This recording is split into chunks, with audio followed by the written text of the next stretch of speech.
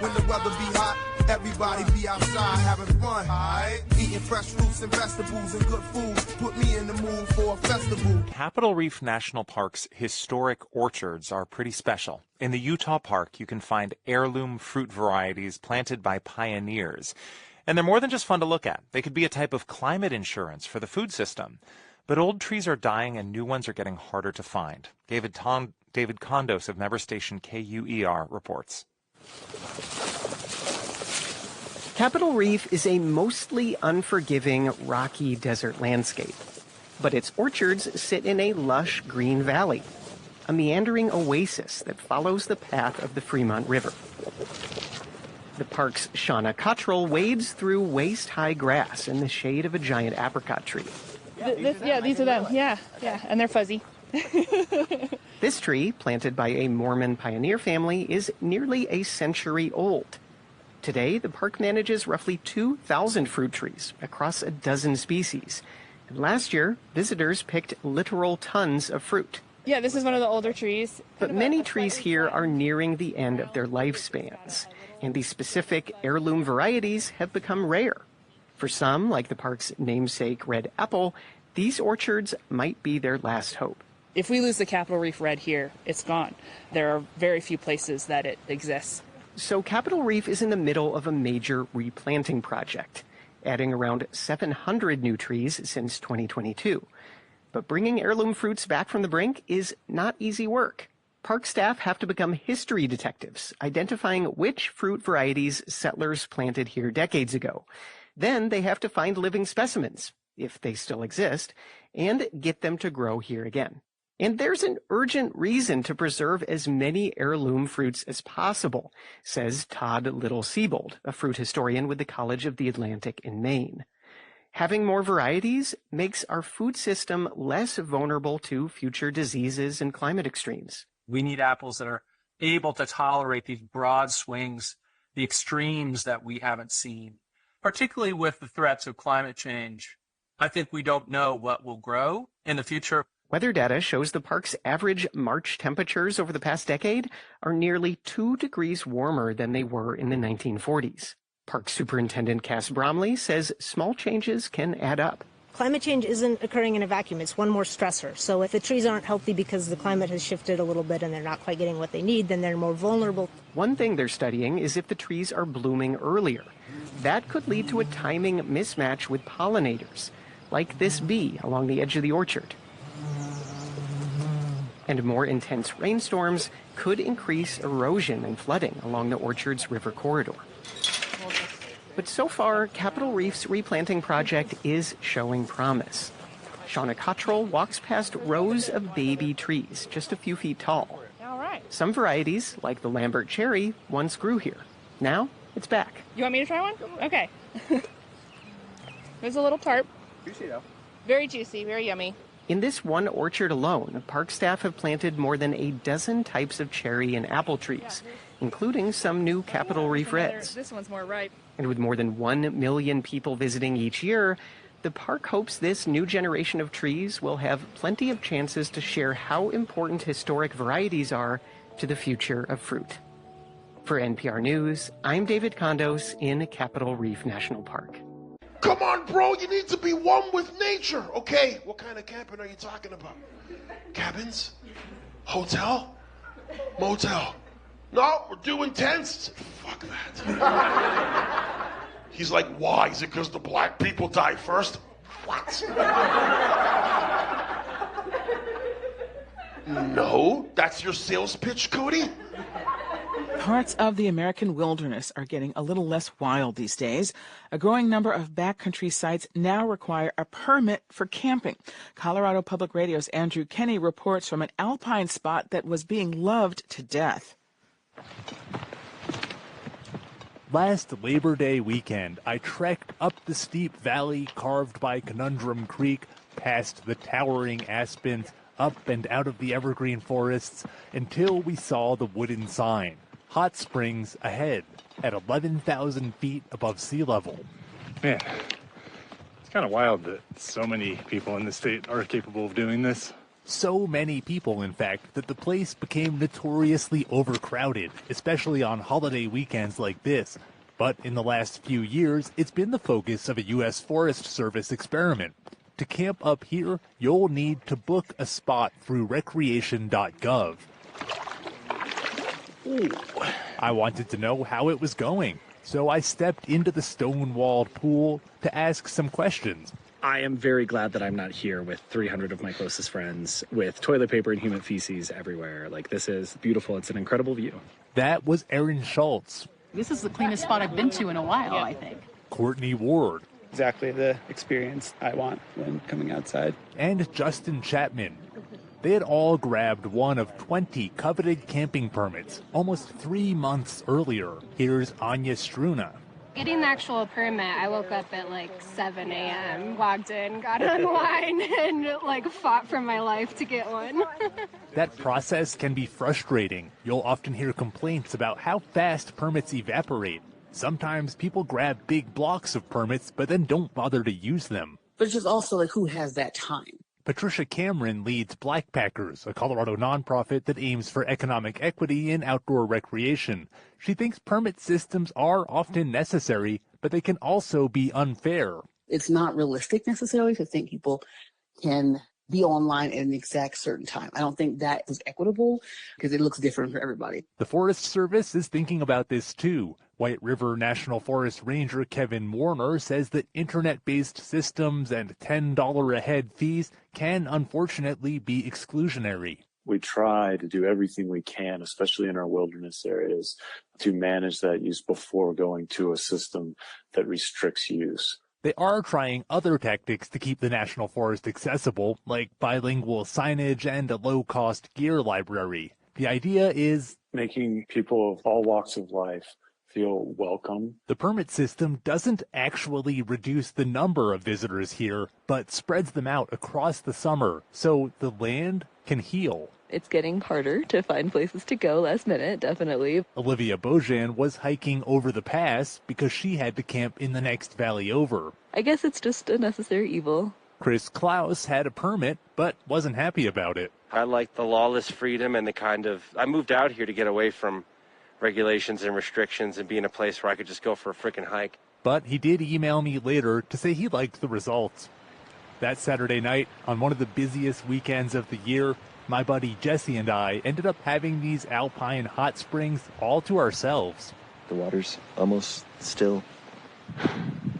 Hard to argue with this. Yeah.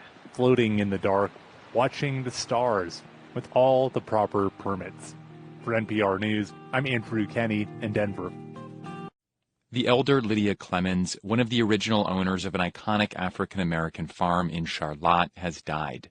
Vermont Public's Elodie Reed has this remembrance. When she was a kid, Leslie McCrory Wells would sometimes ride the bus from school to the Clemens farm. Then Lydia Clemens would drive her and her friends to a drama class in Burlington. After class, McCrory Wells would stay over at the Clemens house and eat supper made by Lydia.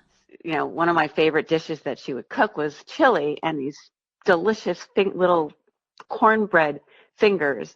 You know, you just dip them in the chili, and I loved it. McCrory Wells, who is now a co-owner of several Burlington restaurants and on the board of directors for Clemens Family Farm, says the Clemens household was a kind of refuge while she was growing up in one of the few Black families in Charlotte. And it felt like home when I was there because I felt like I could just be myself. And after McCrory Wells' mom experienced a life-altering brain injury, she says Lydia Clemens stepped in to counsel and coach her. I always felt like I had someone, just another, mother, and specifically a Black mother in my court. Providing welcome, guidance, and connection to African American culture is something Lydia Clemens did over and over throughout her life. Lydia was born in 1923 in Louisiana. She grew up in Arkansas and excelled as a student in a one-room segregated schoolhouse. Right before Lydia entered high school, her family moved to Illinois. They joined the Great Migration of Black Americans escaping racial violence and discriminatory Jim Crow laws in the South for economic and educational opportunities to the North and West. During this period, Black Americans, including Lydia's parents, lost millions of acres of farmland to racist policies, banks, and government officials, as well as white people who lynched their neighbors. In the Midwest, Lydia earned a nursing degree from Loyola University in Chicago and then married her husband, Jack Clemens, in 1952. A decade later, the couple bought their nearly 150-acre farm in Charlotte when Jack, a doctor, was offered a position at the University of Vermont. While maintaining the farm's large garden and raising 5 children, newspaper articles show Lydia becoming involved in her new community. She helped establish the local 4-H chapter and the Charlotte chapter of the Vermont League of Women Voters. And she was just a joy to have as a neighbor. This is Joan Braun, who lived next door to Lydia for 45 years. Braun remembers Lydia as a spiritual, fun, kind person who loved to laugh, who knew all the jazz greats from her time in Chicago, and who was good at pretty much everything.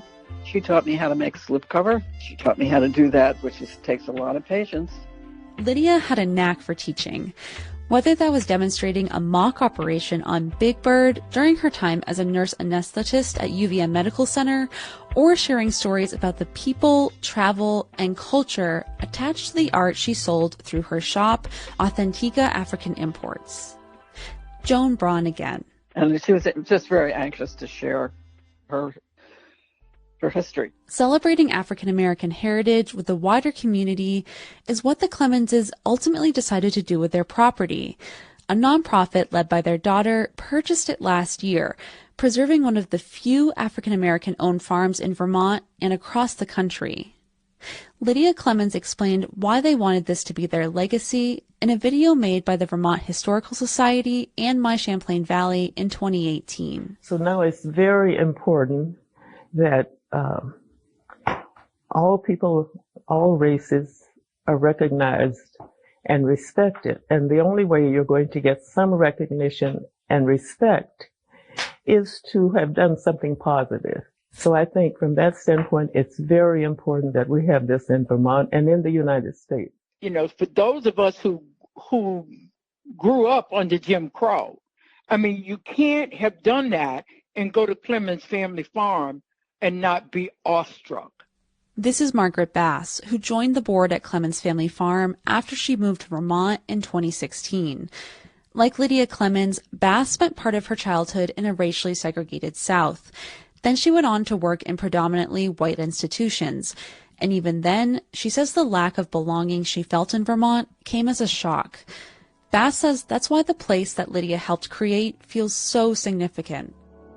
It's one of the few spaces in Vermont, maybe only, where there's never a moment that I feel like an outsider. It's never that feeling. I still get it. You know, eyes closed. Oh my God, I'm not going to be the only black person there. Yeah, right? That, oh my God, feeling, oh Jesus. And then anticipating the questions and blah, blah. None of that. When I go to the farm, I go to the farm and walk around like, yeah, this is my place, because it is my place. I mean, it is my place, because that was their intention. Bass says she only met Lydia a couple times, but is grieving the loss of the rare black elder in Vermont.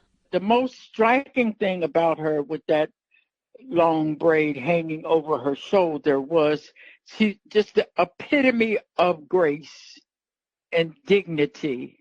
This is a face I don't know, but this is a face and a way of being that I know very well. And so it also felt like belonging in ways that nothing else is felt here. Lydia Clemens died on August 16th. She was 101 years old. For Vermont Public, I'm Elodie Reed. Music for that story was provided by Blue Dot Sessions. Chester Owens, a civil rights activist and beloved member of the Kansas City, Kansas community, died last month. Owens was a family man, business owner, historian, and educator, and in 1983 became the first black city councilman in Kansas City, Kansas.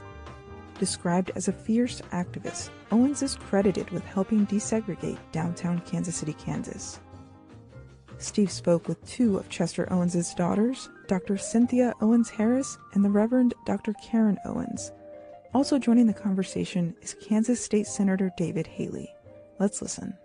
So, Cynthia, let me begin with you. Your father is known by Kansas Cityans as many things, including an activist, a mentor, a city councilman, a business owner. You're the oldest of Chester Owens' three daughters. I'm curious, who was he as a father? My father was the consummate giver of love, the consummate protector, the consummate guidance counselor to all of us. In many instances, he was the dad of dads, in my opinion. He taught us, as well as walked the talk, to treat people, everyone, equitably, to be a voice to the voiceless, as he and my mom were, and just to be able to give to the community. He looked at community as neighbors. He looked more at neighborhoods and just really ensuring that those that were in the greatest need, those that were most disadvantaged, he was there for them. So he was a man of integrity.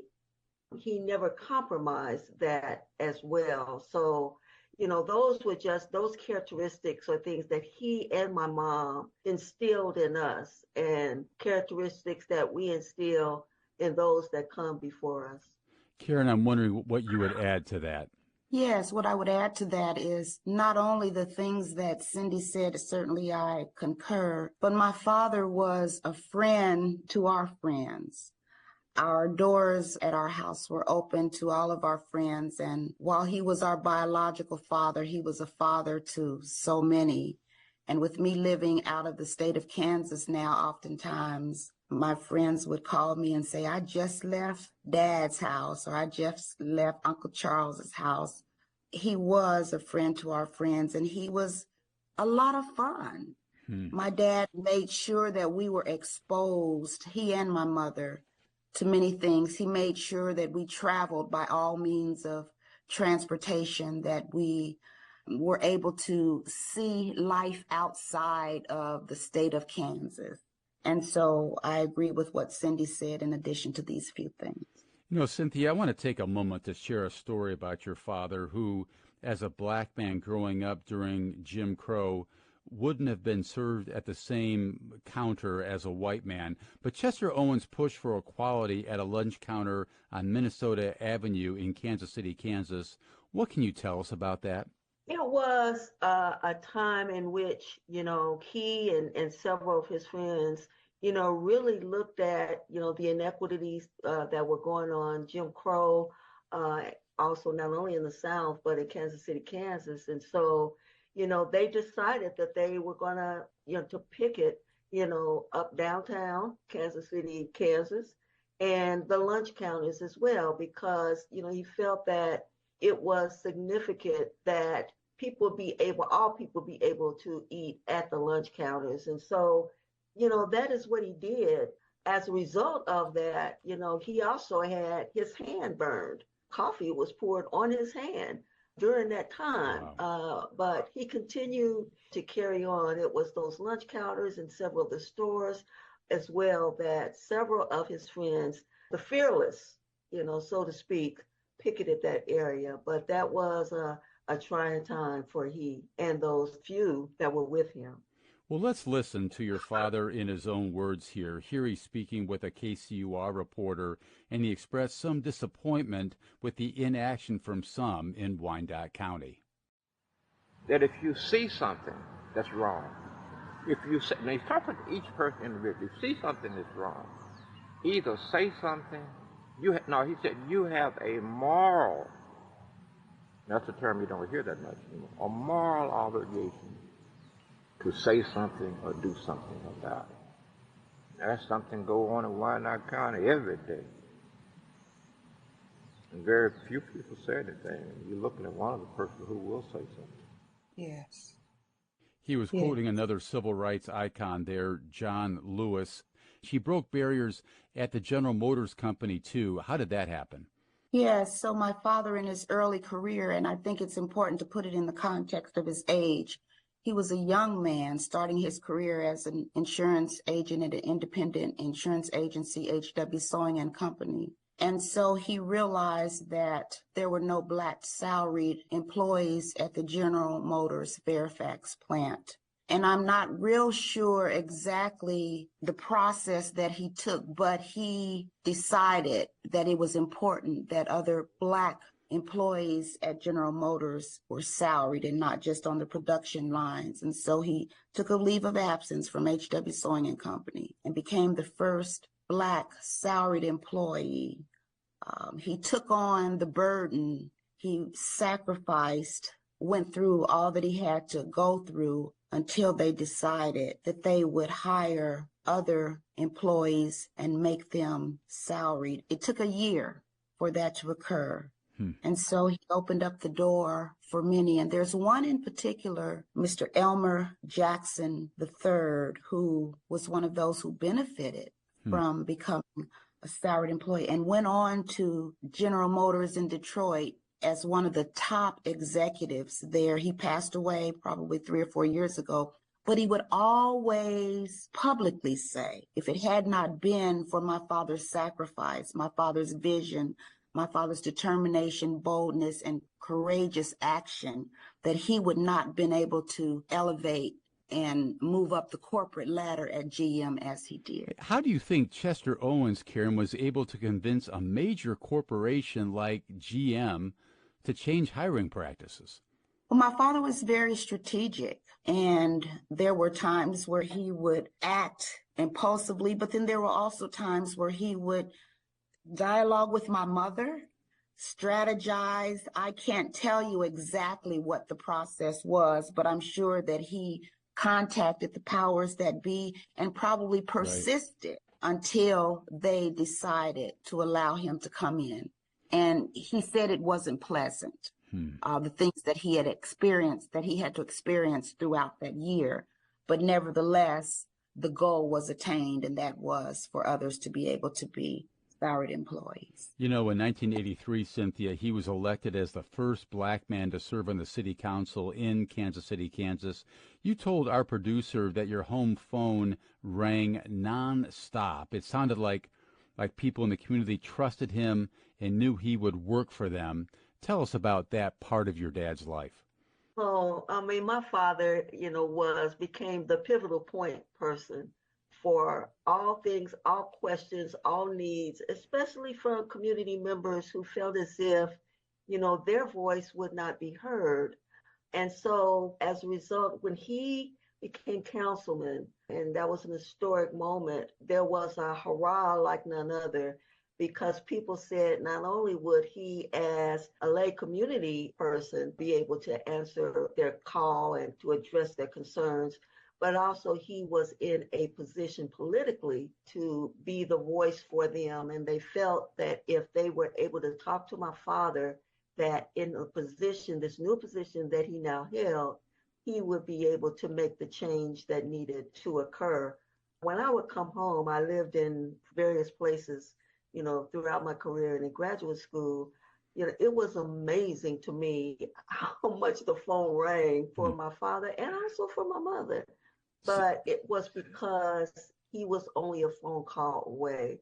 He was only a door knock away for those that lived in the neighborhood. He was reachable. He was approachable. He was accessible. And he did it in a way in which he invited people to come to him. He felt like that was his mission. He felt like that was what he was supposed to do, how he had been taught. He just needed to be available for those that had nowhere else to go. What issues were important to him? The issues that were important to him were, especially in these later years, were issues regarding the concerns of the elderly. Up until his last breath, he was very concerned that the elderly were not heard, especially in the neighborhood in Wyandotte County. So he was concerned about that. He was concerned that people were not really looking closely at the history of Wyandotte County. My father was also the consummate historian when it came to Wyandotte County in particular, and also actually in the whole state of Kansas. and the Black community in Wyandotte County. And he had all this information, and he just felt as if, what's going to happen with all of this? How will the history continue to be told? Because if people don't understand the history of our area, then they don't have the blueprint for which to go forward in an effective way. So I would say that those were the most significant things to him. We're hearing the voices of the elderly and all people who were poor and underserved, but also not understanding or appreciating the history in an authentic way, because he would complain that some of it, was not accurate. And he was real concerned about the accuracy of the story that was to be told.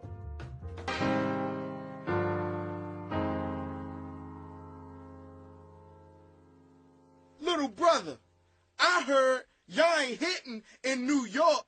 Word. I heard y'all ain't hitting in L.A. Word, word. I heard y'all ain't hitting in North Carolina. North Carolina. I guess in these parts, summer is really over. We're past Labor Day, and that means the outdoor YMCA swimming pool I love to frequent is closed until next year. I live in Durham County, where there are public places to swim through Parks and Recreation and the YMCA, usually for a fee. But we're going to take you to Columbus County, North Carolina, where there are no public swimming pools. Thanks to a lot of politicking and community organizing, the Southeastern YMCA helped reopen 2 swimming pools in Columbus County between 2018 and 2020. They haven't reopened since the pandemic. Ben Rappaport is a reporter at the Border Belt Independent. He recently wrote an article in partnership with the Assembly titled "The Abandoned Pools of Columbus County." It's not just a story of economics and rural decay, but one I see of segregation and racism. Ben, welcome to Due South. Thanks so much for having me. Really excited to be here. Well, first of all, I looked at the photos in this article and this piece, they tell a lot of the story and symbolize so much. You see these empty cement swimming pools filled with trash. Some of them, you can just see all the decay, just really uncared for. So you live in Whiteville, right? That's true, yes. And that's in Columbus County? Yes. So, county seat. County seat. So not too far, when I think of Columbus County, not too far from Brunswick and New Hanover counties, on the ocean. So it's late summer, but it's still hot. So were you able to go swimming in a pool this summer, in Columbus County where you live, or how far did you have to travel? I was going to say, so the closest pool that I would have been able to go to would be in Wilmington, or there's one up in Robeson County in St. Paul's. So no, I was not able to swim in Columbus County unless I went down to the beach. So in your report, you cite the Centers for Disease Control and Prevention. The CDC is saying that really there are only 309,000 public pools in the U.S., which is shocking to me. Roughly the same amount since the Great Depression. Like no more. We're at the same point as we were back then. So now we know. But we think about the private pools is crazy, like millions, over 10 million private pools. So why is that, you think? Yeah, I mean, it's really a fascinating story in rural communities in the South in particular. It's really a story of racism.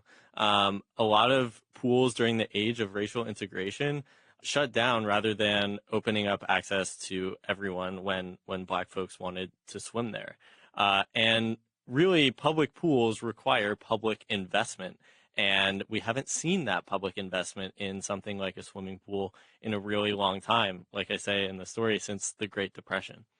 I want to go back to your community. I gave a little description, but maybe you can describe your community a little bit more for me, Columbus County, and really what it looks like today, and what does pool access look like in Columbus County? Yeah, absolutely. So there are no public pools, as we said, in Columbus County, which is really fascinating in a place like Columbus County because water is everywhere. You have the Cape Fear River to the north, the Waccamaw River to the south, the Lumber River also in the southeast, and then Lake Waccamaw right smack in the middle. So there's water everywhere. So the consequences of not having a public pool, not having a space for children and families or anyone to be able to learn to swim is really consequential. I think Lauren Cole, who is the lead character kind of in our story there, she told me at one point that she described it as a matter of life and death, because in many ways, if people don't have the ability to learn to swim in Columbus County, they're really at an unfair advantage to do a number of other life skills. You also describe a community where there used to be a public pool, I guess, nearby, but in the housing community where people are, really middle class, like almost every house has their own swimming pool. Yeah, so one of the abandoned pools in Whiteville, where I live, is basically right across the street from the county hospital. And the street that the pool used to be on used to be known as Doctors Row. So it's where a lot of the wealthier folks in town used to live. And still, it's a very wealthy, well-to-do neighborhood. And so the fact that these folks have the resources to do so, many of them built their own pools in their own backyards. And they stopped investing in the community pool that's right down the road. And nowadays, if you go down that street on Wedgwood Road, it's really an eyesore. It's full of overgrown weeds and trash in what used to be the pool, and stagnant water and things like that. So it's really a disturbing sight. So that's really made a lot of residents sad, but I guess not enough residents, and maybe just not the right residents, been sad enough to do something about that. Yeah, it's tough. It's really a balancing act, because you're right that there's not enough community push to make this happen. But on the other hand, there was a community push to bring access to a public pool. But just not to sustain it, though. Right.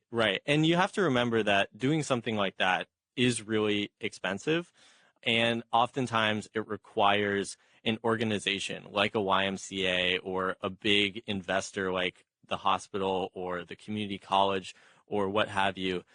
So it often requires institutional investment to create something like a public pool rather than just individual stakeholders. We saw in Fair Bluff, for example, which is another town right along the South Carolina line in Columbus County, there was at one point that pool there was owned by community members, but they just really did not have the resources to keep it open. And you have to remember a lot of these pools, especially in a place like Columbus County, were built in the 50s and 60s. They're outdated. A lot of pools nowadays are built of fiberglass or things like that. The ones down in Columbus County were made of concrete. So the amount of money that would have been needed for repairs is also astronomical. So there's really a confluence of factors at play here when we talk about why there isn't a pool in Columbus County, or really in a lot of different places throughout the state. And that's some of the things noted by the Southeastern YMCA. It costs a lot to fix everything, the repairs, the insurance. When you have a swimming pool, you have to have insurance, of course. And it was just almost too much to bear, I guess, for a community that size. I know I can only think of where I live in Durham, where there are a few public pools, definitely. But many people, I guess, use neighborhood pools. I mean, you have to live in the right neighborhood, whether it's a housing development, whether it's apartments or, I don't know, condos or whatever. And then you have to have a code or a key, or you got to know somebody who can let you in the gate. Oh my goodness, what you have to do to get into a swimming pool. Yes, exactly. I think that's really the case in Columbus County. As far as I know, there really aren't many, if any, to my knowledge, of those community neighborhood pools in Columbus County. Really the only access to a swimming pool that people would have is in their backyards if they have the resources to build them and things like that. And I should say, too, that this isn't just a Columbus County story. What actually kicked this off is we found an abandoned, Tracy Watts, the photographer on this story, her friend told her about an abandoned swimming pool in Harnett County. She went to go check it out. She was really sort of disturbed by it. That friend told her about the pool in Fair Bluff, and that's why she contacted me. So really, I mean, this is a statewide thing when we talk about rural communities not having access to a swimming pool and what's lost when we don't have that access. Well, I'm here with Ben Rappaport, a reporter at the Border Belt Independent, and he wrote an article recently in partnership with the Assembly that's titled The Abandoned Pools of Columbus County. Now, you mentioned the state. I think, I don't know what other examples you may have, but I'm sure the CDC can probably paint a picture of the whole South.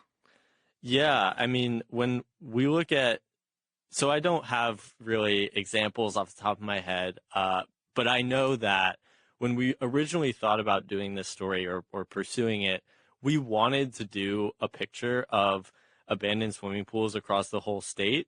But the more we looked into it, the more we realized that that was just like too big of a chunk to bite off for one news story. I think you could dedicate your whole life to looking at abandoned swimming pools across North Carolina if you wanted to, or further across the whole South. So there is just really, I mean, countless. At one point, I thought about maybe there's a way to make a database if there's any listeners out there who have those kinds of skills that I do not have. But if those exist, I think that would be something really special. Ben, I think you can do it. Yeah, maybe, I don't know. So anyway, the point is that there are a lot of abandoned pools, closed down pools, and they all have an incredibly rich history, and oftentimes a very dark history as well. I have a lot of history about swimming. Maybe I'll tell you bits and pieces, but my mother, back in, I think, the 50s, or was it the very, very early 60s, she was trained as a lifeguard in Mobile County, Alabama, to help open a swimming pool for Black residents, because when a pool was being built, a new swimming pool, it was for white residents, but then they built another new swimming pool just for Black residents, but the white lifeguards would not work at the pool with the Black residents. So they had to find in the community people who could, I guess, swim well enough to pass a lifeguard test so they could open up the Black swimming pool. So that's why, that's why me and my siblings and my children, why we swim, because our mother, Sandra Jean Rowland Inge, helped open a swimming pool when she was a teenager. Yeah, that's a beautiful story. We've seen throughout history that swimming pools, especially in the 50s and 60s, were a flashpoint for segregation. There's an iconic image actually of the civil rights warrior John Lewis outside of a public pool. There's an iconic aura around the water and access to the water. And definitely of young Black children being attacked while they were swimming in a swimming pool, because the powers that be, I don't even want to call them the Klan, they did not want them in those public pools. Yeah, absolutely. David Soselski, who's a historian we talked to for this story, he said that, oftentimes in the 50s and 60s, folks would rather talk about Black and white children going to school together than be in the pool together, because at least at school, Black children had their clothes on. So, it's really jarring when you think about how drastic a pool can be as a flashpoint for racial segregation and racial tensions that we see persisting today, especially in rural communities like those in Columbus County. Well, before we go, really, I want to talk also about like what's at stake.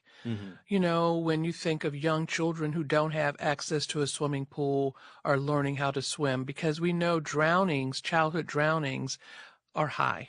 Yeah, absolutely. Drownings are on the rise. The CDC data says that pretty plainly. Drownings, especially among Black children, are on the rise. And in Columbus County, there's an average of 2 to 3 drownings at Lake Waccamaw every year, saying nothing of the drownings that take place in the Cape Fear River, the Lumber River, the Waccamaw River, etc.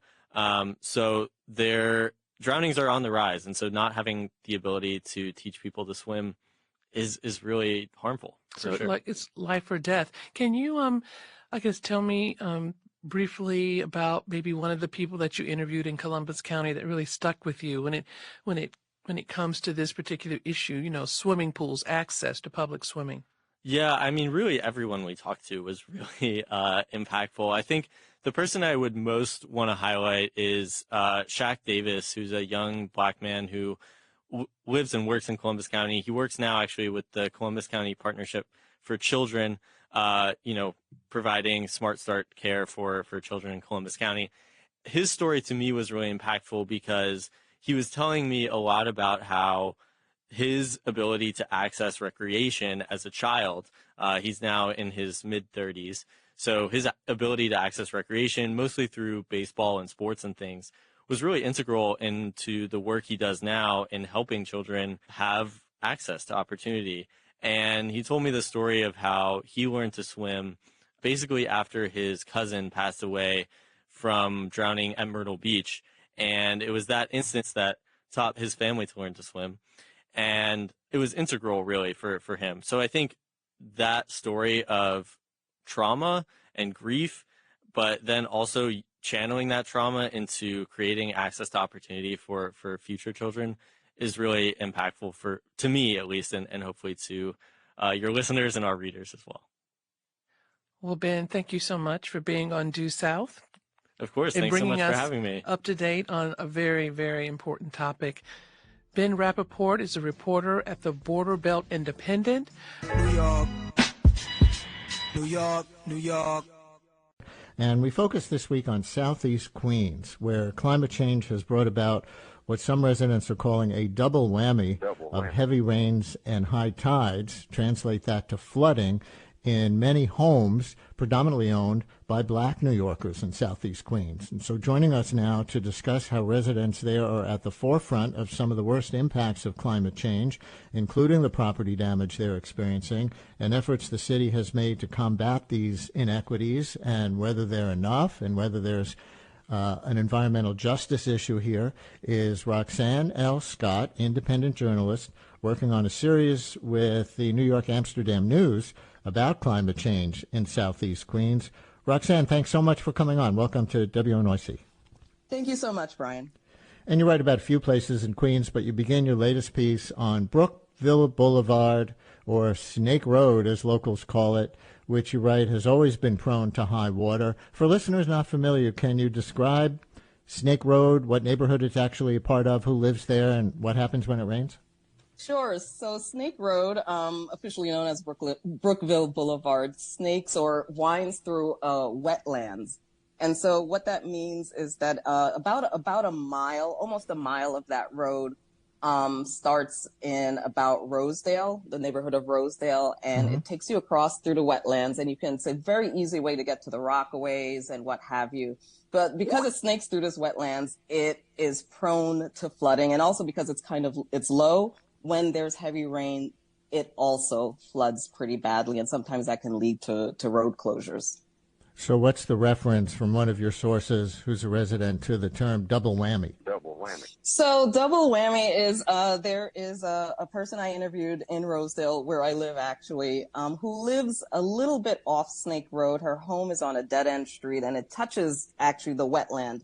And so not only does her home flood from heavy rains, the block she lives in slopes slightly a little bit, but because she's on the dead end and she overlooks these wetlands, there's a big body of water that actually it's pretty small, but it can swell to come into her home and flood her block, flood her basement, flood other residents' houses on that block as well. Demographically, who lives there? So Rosedale is now mostly Black and brown. The person that I interviewed, her name is Stephanie. She's from the Dominican Republic. Many people who live here come from the Caribbean, Haiti, Jamaica, more so the Dominican Republic, Guyana, for example. Predominantly Black and brown neighborhood, but it wasn't always that way, but currently it is. And certainly a lot of New Yorkers not from there think of it as a largely Black area. Mayor Adams is from Southeast Queens. City Council Speaker Adams is from Southeast Queens, and that leaves an impression. Yes, definitely. And so when some residents have told me when they complain, when they write letters to the mayor's office or other elected officials, and they feel that their issues are not getting resolved, not only with flooding, but also kind of quality of life issues. It can sometimes sting, and a lot of these issues are decades long.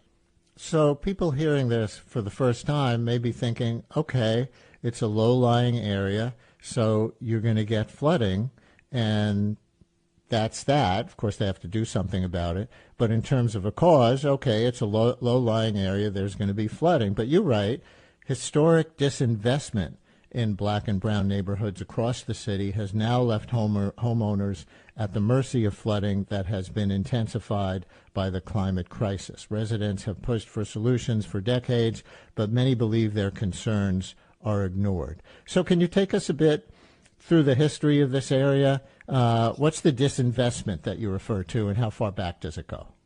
Sure. So I looked at the redlining maps for New York City back in the 1930s, and Rosedale was very different at the time, and or what is now considered Rosedale, or then considered Rosedale. It was actually predominantly a white area, but so I don't focus so much on the redlining aspect as far as the racial composition of Southeast Queens, but more so these maps and documents show and acknowledge the environmental threats of Southeast Queens. And many include being a low-lying area, lack of sewers. If you kind of go up to more St. Albans, there's concern about the neighborhood being near the railroad industry. And so there's decades-long acknowledgement of the environmental threats and hazards in this area of Queens, and of course in other areas of New York City. And of course, these maps were used to kind of service mortgages to people who could stay in their homes. But these areas that were labeled yellow or declining, which was Rosedale at the time, and also red, which was hazardous, which is parts of Springfield Gardens, also part of Southeast Queens and South Jamaica, outlined these, made it kind of a threat to invest in these areas when it comes to public investment and also private investment in such as banks and things like that. You write about the Rockaway Peninsula, he was calling from the Rockaways, and how it's designated red on the city's evacuation zone map. What does that mean?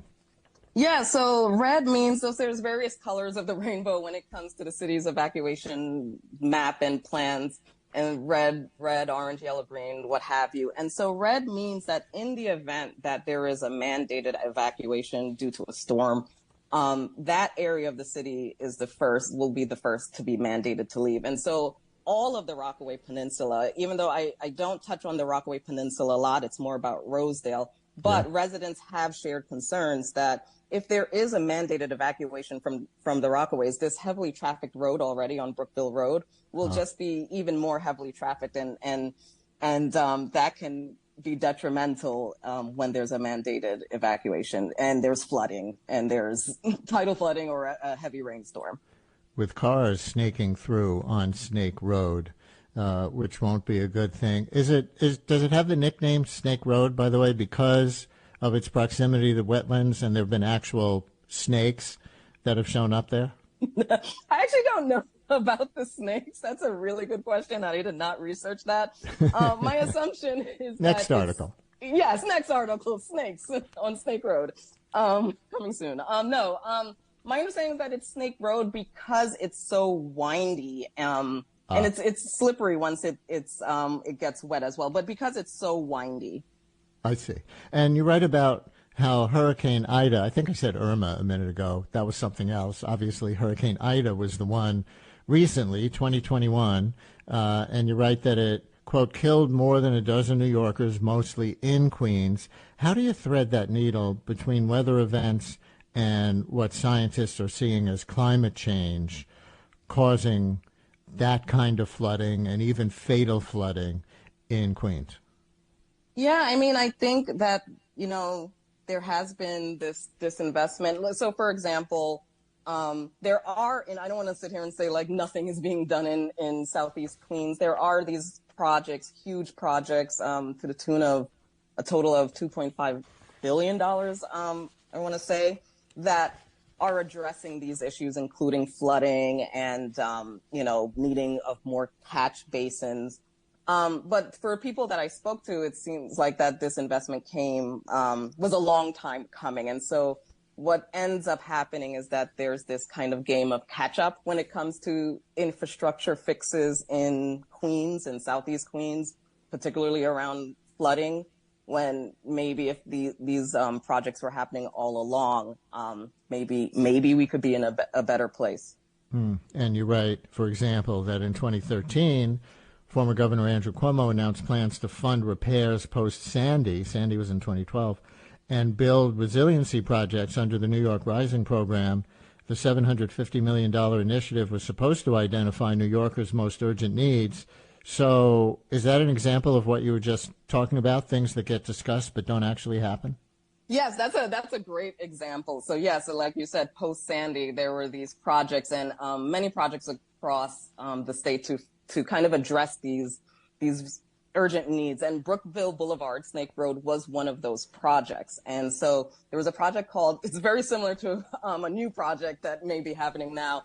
I think it's the Brookville Boulevard Elevation Project. And so it was to study raising the road, because longtime residents have actually said, along with the rain gardens that the caller just mentioned, one way more expensive solution to this road is to raise the road. And so that study was supposed to look into the feasibility of that, and that funding, a lot of like with other projects, there has been great local reporting about other resiliency projects that just kind of evaporated, unfortunately, with those New York Rising plans under Governor Cuomo. We lived in a fucked up part of town. That's where poor people live. I was like the manager of this building. That's the only way I could stay there for free. Had to work around the place, you know what I'm saying? The place should have been fucking condemned. I used to go to the city all the time and told them they had to get shit together. The place wasn't safe. They didn't give a fuck. They don't give a fuck about people who live in the ghetto. I told my girl I was going to get around to it, you know? The place was a fire trap. So one day I come home late and I see this commotion out in the street. And I'm looking and I notice this ain't where I live, but at the same time it was my building. But I'm saying it's not my building. But it was. I ran inside. By the time I got in there, my wife and kids was dead.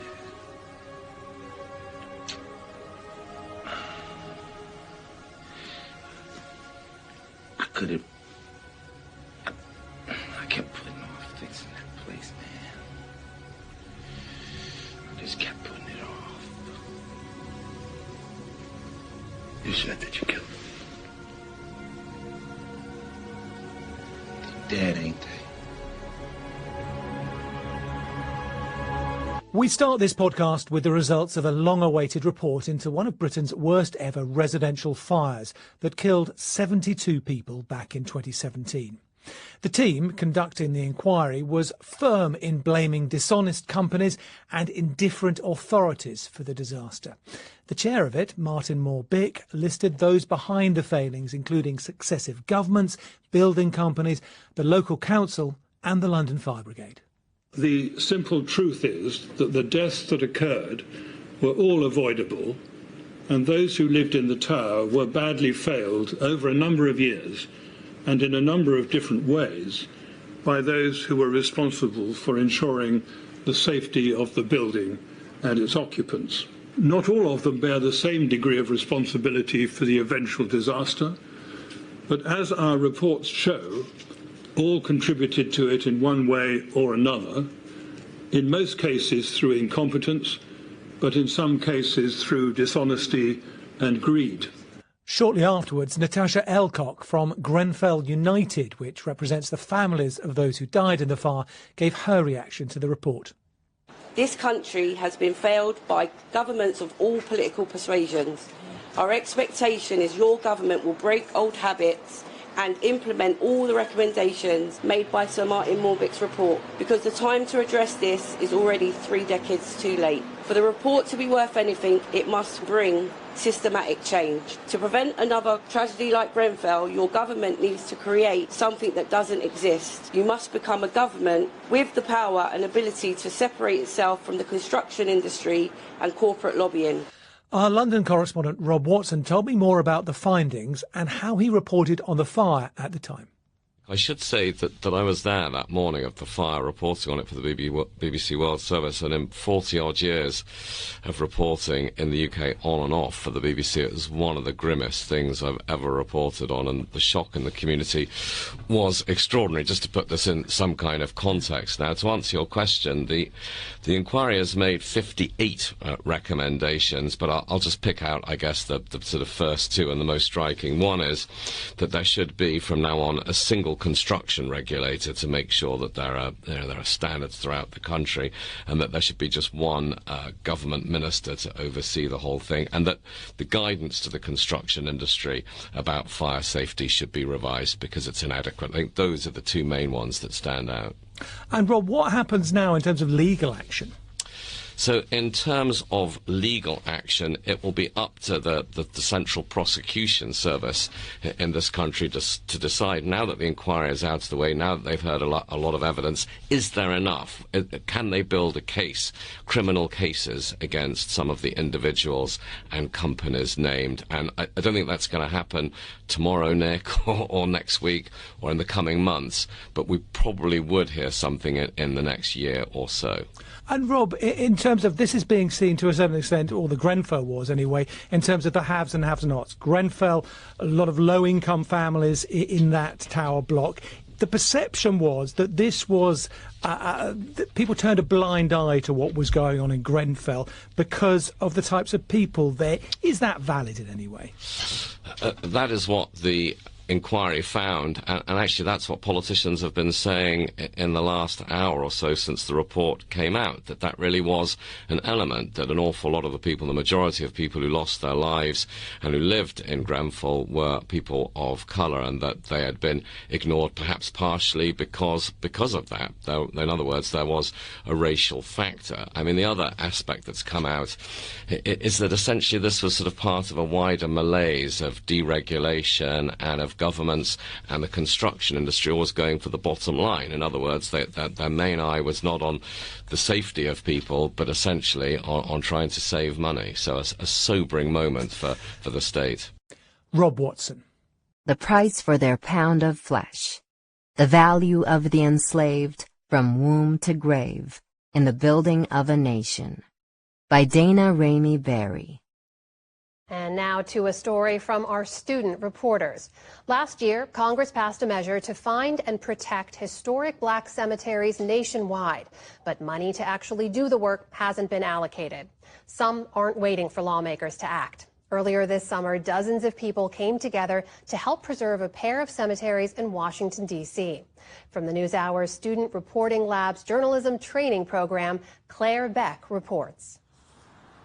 This is where people are laid to rest, and it's sacred space. Death reflects life, and the treatment of black people in life is reflective of treatment of black people in death. In Washington, D.C., the Mount Zion and Female Union Band Society cemeteries have endured challenges, such as erosion and a lack of funding. At one point, developers almost built on this land. And we're going to do 30-minute shifts. But on days like Juneteenth, volunteers like high school student Brooke Talbot come to take care of the burial grounds. A lot of times these stones are either unmarked or their family doesn't know about it, so nobody's coming out to, help to refurbish the graves. One of those graves honors the life of a 7-year-old girl named Nanny. She is one of an estimated 8,000 to 10,000 people buried here. Some are known, many are not. It took years of research to figure out who she was. She has been pretty popular at the cemetery since I started in 2019 because people leave toys and cards and food at her gravesite. Lisa Fager is in charge of the foundation that oversees the burial grounds. She was the first to discover the remnants of a fire set on Nanny's grave last year. Sad that somebody would vandalize the grave, but ironically, it's something so tragic became so beautiful with people coming together. I think it's important that this place highlights the plight of African Americans in this country, but also the triumph that they have, that they, we came to this country in bondage, but we've risen so much. Juliet Varga, who lives near the cemetery, started volunteering here in high school. She quickly realized there was more than just history, but also a community. I think something that really drew me to the cemetery was the effort that was made to bring the people buried there to life. The African American Burial Grounds Preservation Act was passed in 2023 with the intent of funding research into finding and preserving Black cemeteries nationwide. A lot of cemeteries don't look like cemeteries anymore. They're under parking garages or buildings, particularly historic Black cemeteries. This vault within the cemeteries was used as a stop on the Underground Railroad. Some people buried here were enslaved at nearby plantations, including Mount Vernon, the home of George and Martha Washington. To walk visitors through the history here, Varga created an online self-tour accessible by a QR code displayed around the cemetery. Quickly, there were like 1,000 hits, and it was really cool to see that people were using it and hopefully learning from it. The facts are there in their lives and in their deaths, and tell us the stories and the history that we need to remember so that we don't repeat it. And that's what Black cemeteries do. They complete the story. For the PBS NewsHour Student Reporting Labs, I'm Clara Beck. People were sharing helmets because we were lied to, saying that we had equipment on the way. Trian had to wear his helmet that he had in high school that I bought him. That I know it wasn't registered and it wasn't a certified helmet for this season. And his helmet comes off. I can't believe this happened again. We're players sharing helmets, yes. Is that dangerous? Football is dangerous. Yeah. Fans and families will pack the bleachers tonight in high school stadiums across the country as football season kicks off in earnest.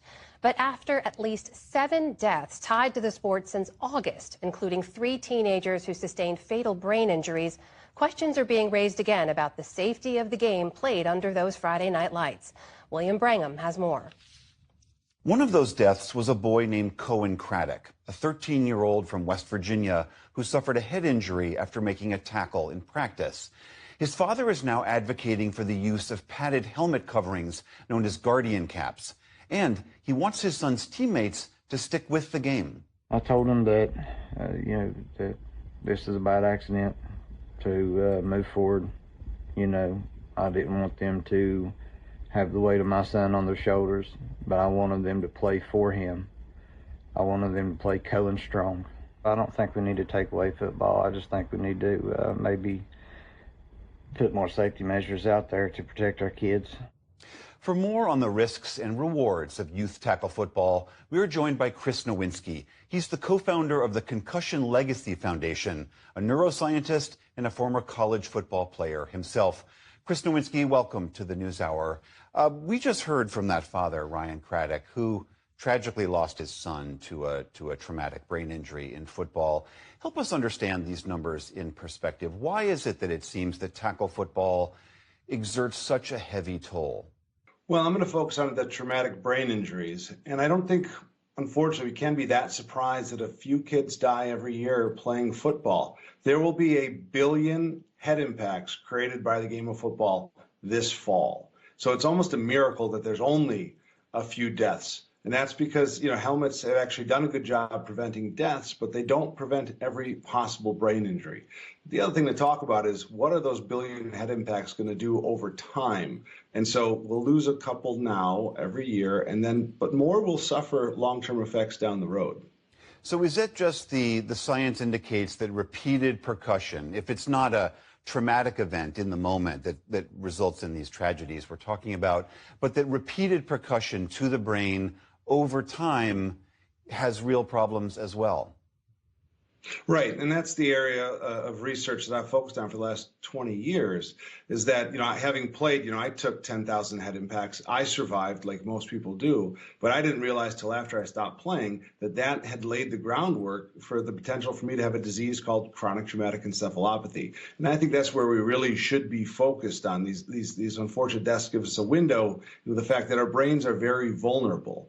And those hits add up over time. And what we're finding is that if you have a long football career and you take hundreds or thousands of head impacts, the longer you play, the greater your odds you'll develop a degenerative brain disease that will change who you are. And, you know, to be honest with you, like I started this so long ago, but I've recently lost friends. I lost one of my teammates at Harvard to this. So it's just, it's a serious issue. And what do you say to the many parents who say, I hear about those risks, those are isolated, perhaps, tragedies, but there is so much upside to this. There's sportsmanship, there's camaraderie, there's great exercise, the spirit that this brings to young athletes. How do you help parents weigh the benefits with these risks? Children, unfortunately, will die in these activities. Some have died randomly from heart disorders and other things. So the deaths don't really tell us what to do. The way I advise parents on youth sports is we absolutely want our kids playing sports and team sports. They do wonderful things for their physical and neurological and mental development. But what we don't need and what we have but we should get rid of is our children getting hit in the head hundreds of times a year. Not every sport has that. Only a few have that. And those that do introduce a risk of concussions that can change kids and this risk of CTE. So yes to sports, but say no to the head impacts. If your kid's taken more than 100 head impacts every fall in this sport, maybe try another sport, at least till their brain has had time to develop and grow. You know, I would consider it maybe 14 to be a good guideline. No head impacts repetitively before 14. Let their brain grow, and then you can take greater risks when the kids might understand what they're getting into. What else practically can parents do? We heard from that father, Ryan Craddock, saying that he wants kids to wear these pads on their helmets. Is there any evidence that any type of additional protection can protect the head during tackle football? Better helmets are a little better at protecting against concussions and brain injury. There's mixed evidence on the additional pads on the outside. What I would recommend parents do before they get into equipment is have a conversation with their child's football coach about how they practice. The conversation that we're not having at any level outside of the NFL is we can change practice and get rid of probably half the head impacts, half the risk, if we just make a commitment to teaching kids how to play football successfully without them getting hit in the head every day. And the NFL has almost eliminated hitting from practice, but that's because the players fought for it. And, you know, 12-year-olds can't get together and stand up to their coach and say, hey, why are we practicing with our helmets and shoulder pads? Why don't we learn this game another way? But that is by far the number one thing that we can do to make football safer. Change practice. All right, Chris Nowinski of the Concussion Legacy Foundation, thank you so much for being here. Thank you. That if you want ultimate expression of white supremacy and the white supremacist mentality, and you want to put it in the form of one person that I would name, and that's something I very seldom do, it would be Jeffrey Dahmer. He's the ultimate expression of white supremacy. Everything that he was doing, working in a chocolate factory, the whole 9 yards, storing black male bodies in canisters of lye and alcohol and whatnot, got them in the refrigerator, and cannibalism and all of that, and calm, very methodical. Even when questioned by the law enforcement officers, very calm. Hannibal Lecter. Frozen femurs in the freezer. Jeffrey Dahmer. First here at 6 o'clock, 12 News investigates, uncovers new court records in the death and dismemberment of Sade Robinson. Prosecutors say Maxwell Anderson killed the 19-year-old and spread her body parts and remains into Lake Michigan and a Milwaukee park. 12 News investigative reporter James Stratton joining us now. James, prosecutors say Anderson tried to cover up the murder using a text message. And Deanna and Derek, this search warrant unsealed just days ago says Anderson texted Robinson the next day, the night after the murder and burning of her car. Investigators say it appears to be an attempt to cover up the crime the night before. A newly unsealed search warrant shows Sade Robinson's phone was at Maxwell Anderson's house until about 12:45 a.m. overnight, the night she was last seen, between April 1st and 2nd. Prosecutors say Robinson and Anderson met up for a date on April 1st, the last time anyone saw Robinson. Prosecutors charged Anderson with homicide, mutilating a corpse, and arson. A passerby found Robinson's leg in Warnemount Park in Cudahy on April 2nd. Other body parts were found near 31st and Galena in Milwaukee, in South Milwaukee and Waukegan, Illinois, on the shores of Lake Michigan in the following days and weeks. The search warrant states her phone and car were at Warnemount Park early that morning, between 3 and 4:30 a.m., the same area where her severed leg was found. A car rammed the gate at the pump house in Warnemount Park. The search warrant states investigators found pieces, quote, consistent with Miss Robinson's Honda Civic in that area. Prosecutors say Anderson lit that same car on fire near 30th and Lisbon in Milwaukee and was later seen on surveillance video getting into this MCTS bus. Hours later, prosecutors say he texted her, quote, morning, how's work going, end quote, which appears to be an attempt to cover up what Mr. Anderson had done by pretending to think Miss Robinson was at work, the search warrant states. A group of Robinson's family gathered Friday to honor her. They say investigators have returned some of her remains, but not all have been found. And James Stratton back with us this evening. James, we're expecting some big decisions in this case next week. And we are, Derek. Next Friday, a judge will decide whether or not to separate the charges for Anderson. A jury trial for him set for December. He has pleaded not guilty. His attorney did not return our request for comments this afternoon. Investigative reporter James Stratton in the newsroom for us tonight. New at 6, a Milwaukee muralist finished a new painting of C.O.W.S. Robinson today. She was killed in early April. Police found her body parts throughout Milwaukee County. Fox 6's Durante Matthews shows us the spray-painted memorial meant to honor her legacy. Sometimes the most powerful messages are not spoken. I'd rather have that speak for itself, you know. When it comes to making an impact, Milwaukee muralist Ruben Alcantar is making a career of spraying it rather than saying it. I just wanted to do something for the community. I know you guys loved her. Thursday, the artist wrapped up his latest mural, this one memorializing C.O.W.S. Robinson at the Pizza Shuttle where she used to work. Pink was her favorite color, so I had to do it. Police say Robinson, who was 19 at the time, was killed and dismembered back in April after a date with then 33-year-old Maxwell Anderson. Anderson has since pleaded not guilty. Her story caught Alcantar's attention. I knew people who knew her. He says he felt compelled to do something, so he reached out to the Pizza Shuttle back in May to paint the mural. Since 2020, he's done more than a dozen murals promoting activism. But with Robinson, he says he's learned so much about the person he's painting. She radiated love. That's what I got from everybody. So, just love. So they say a picture is worth 1,000 words. Mm-hmm. What words come to your mind when you see this? Gone too soon. Gone too soon. In Milwaukee, Durante Matthews, Fox 6 News. Well, the artist says it took him about 4 days to finish C.O.W.S. mural there. Her accused killer, Maxwell Anderson, is scheduled to go to trial in December.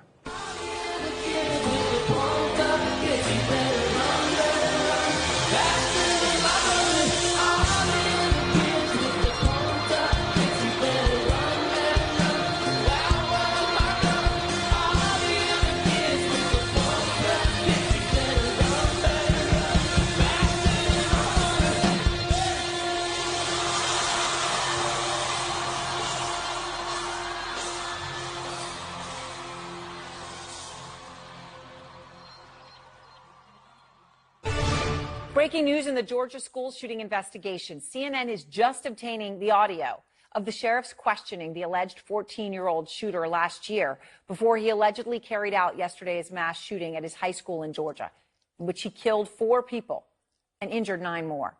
Here's what he said when investigators asked him about tips at the time last year in school that he was allegedly threatening a school shooting. Have you heard anybody on Discord when you were using it say something like that? Do you remember? Like, at that time? Yeah. I don't think so. I mean, I'm not trying to get anybody hemmed up, but like, this is some serious stuff. Yeah, I know. Oh, he knows how serious it is, trust me. And I'd hate to, you know, my boss was even like, you know, I don't know how old this information is, and if you want to wait till Monday to follow up, I was like, nah, I'd rather do it now, because God forbid something happened and I didn't do my job. I'd feel pretty bad about this. I mean, it's just words now. It's hard to hear. God forbid something can happen. And now something has. And it has come as CNN is learning that Gray's father told investigators that he purchased the gun that was used in the killings as a holiday present for his son. Isabel Rosales is out front. I saw Colt in custody with handcuffs on. He is cooperating with us as far as I know. Still talking? He's still talking. Barrow County Sheriff Judd Smith was one of the first responders on campus yesterday. It was very nerve-wracking going there, not knowing what I was about to walk into or what I was about to see and what the situation was. Both he and the entire school staff are crediting the fast response from law enforcement to a new security system that was implemented at the school just 1 week ago. So I had 26 alerts during the incident when it started. Within 5 minutes of the first alert going off, we had the suspect in custody. The system, called Centegix, works with ID badges that include a panic button that teachers and staff can press in an emergency situation. It's an ID card, and the teachers can alert and lock the school down, and we got multiple alerts that told us where this was going on. The 14-year-old suspect spent the night behind bars at a youth detention center, but on Friday, when he makes his first court appearance, he will be charged with murder and he will be tried as an adult and handled as an adult. According to a source familiar with the investigation, new details have emerged from the search of the suspect's home. Documents found in his bedroom, believed to be written by him, reference past school shootings, including the 2018 massacre in Parkland, Florida. But this wasn't the first time the suspect had a run-in with law enforcement. A 2023 investigative report says that last year the local sheriff's office received a tip from the FBI about a series of anonymous threats on the chat platform Discord to, quote, shoot up a middle school tomorrow. The tip included photo attachments with a profile name in Russian that translated to Adam Lanza, the Sandy Hook shooter. The suspect and his father were both interviewed, and while his father acknowledged hunting rifles existed in the home, he said his son did not have unsupervised access to them. The suspect denied making the threats to shoot up a school, stating that he would never say such a thing, even in a joking manner. The case was ultimately cleared because law enforcement couldn't substantiate the threats. Now, we've learned Gray's father told investigators he bought the AR-15 for his son after that investigation, and several months before he transferred into Apalachee High School. And authorities are trying to figure out how the suspect managed to get that rifle into the school, especially because he was so new. He is enrolled in school 2 weeks ago, 2.5 weeks ago, and only been in school 2 days. And Aaron, we have breaking news just dropping here in the last minute that the Georgia Bureau of Investigation has arrested Colin Gray, age 54. That is Colt Gray's father, in connection to this deadly shooting at Apalachee High School. Again, that is Colt Gray's father. He's been charged with the following: 4 counts of involuntary manslaughter, 2 counts of second-degree murder, and 8 counts of cruelty to children. The GBI will be having a press conference here in the next half hour, so we expect to get more details and an understanding of what led them to these charges here very soon. And Aaron, I do want to leave you with this right here: a community united here as the sun is setting in grief. They're laying flowers, balloons, paying their respects to, again, the 4 dead, 2 teachers, 2 students at Apalachee High School. And Isabel, just in this breaking news, I mean, we're now hearing the audio, which was just so chilling, of the FBI asking questions of the shooter at his prior school about these threats. That one line, God forbid something happened and I didn't do my job. When that investigator said, I brought him in to ask these questions now, I didn't wait over the weekend. And of course, here we are. Are you learning anything more about, Colin Gray? I mean, do we even know if he's in custody as you get all of these charges, which obviously are extremely significant, especially in the context of the fact that he gave his son this gun, and he is the other voice we hear there in that questioning. He was there with his son. Right. And we have stunning reporting from my colleagues Mark Morales and Ryan Young that found that, again, investigators spoke with the father, with the son, back in May of last year. But then about 6 to 7 months later, as a holiday or a Christmas gift, he bought this same gun that was used to carry out this attack as a gift to his son. I spoke with the sheriff earlier, who told me that anything was on the table, including possible charges against Colin Gray, his father, Colt Gray's father, who had custody of his son. And here we are hours later, and he's been charged. The biggest question, again, is how Colt allegedly got access to this gun, right? How it wasn't unlocked, how he managed to get it inside of the school. That is what led to these charges, and we hope to find out more from the GBI here in the next half hour. All right. Well, Isabel, as you get that, of course, we're going to come back to you as we get more information. Thank you very much.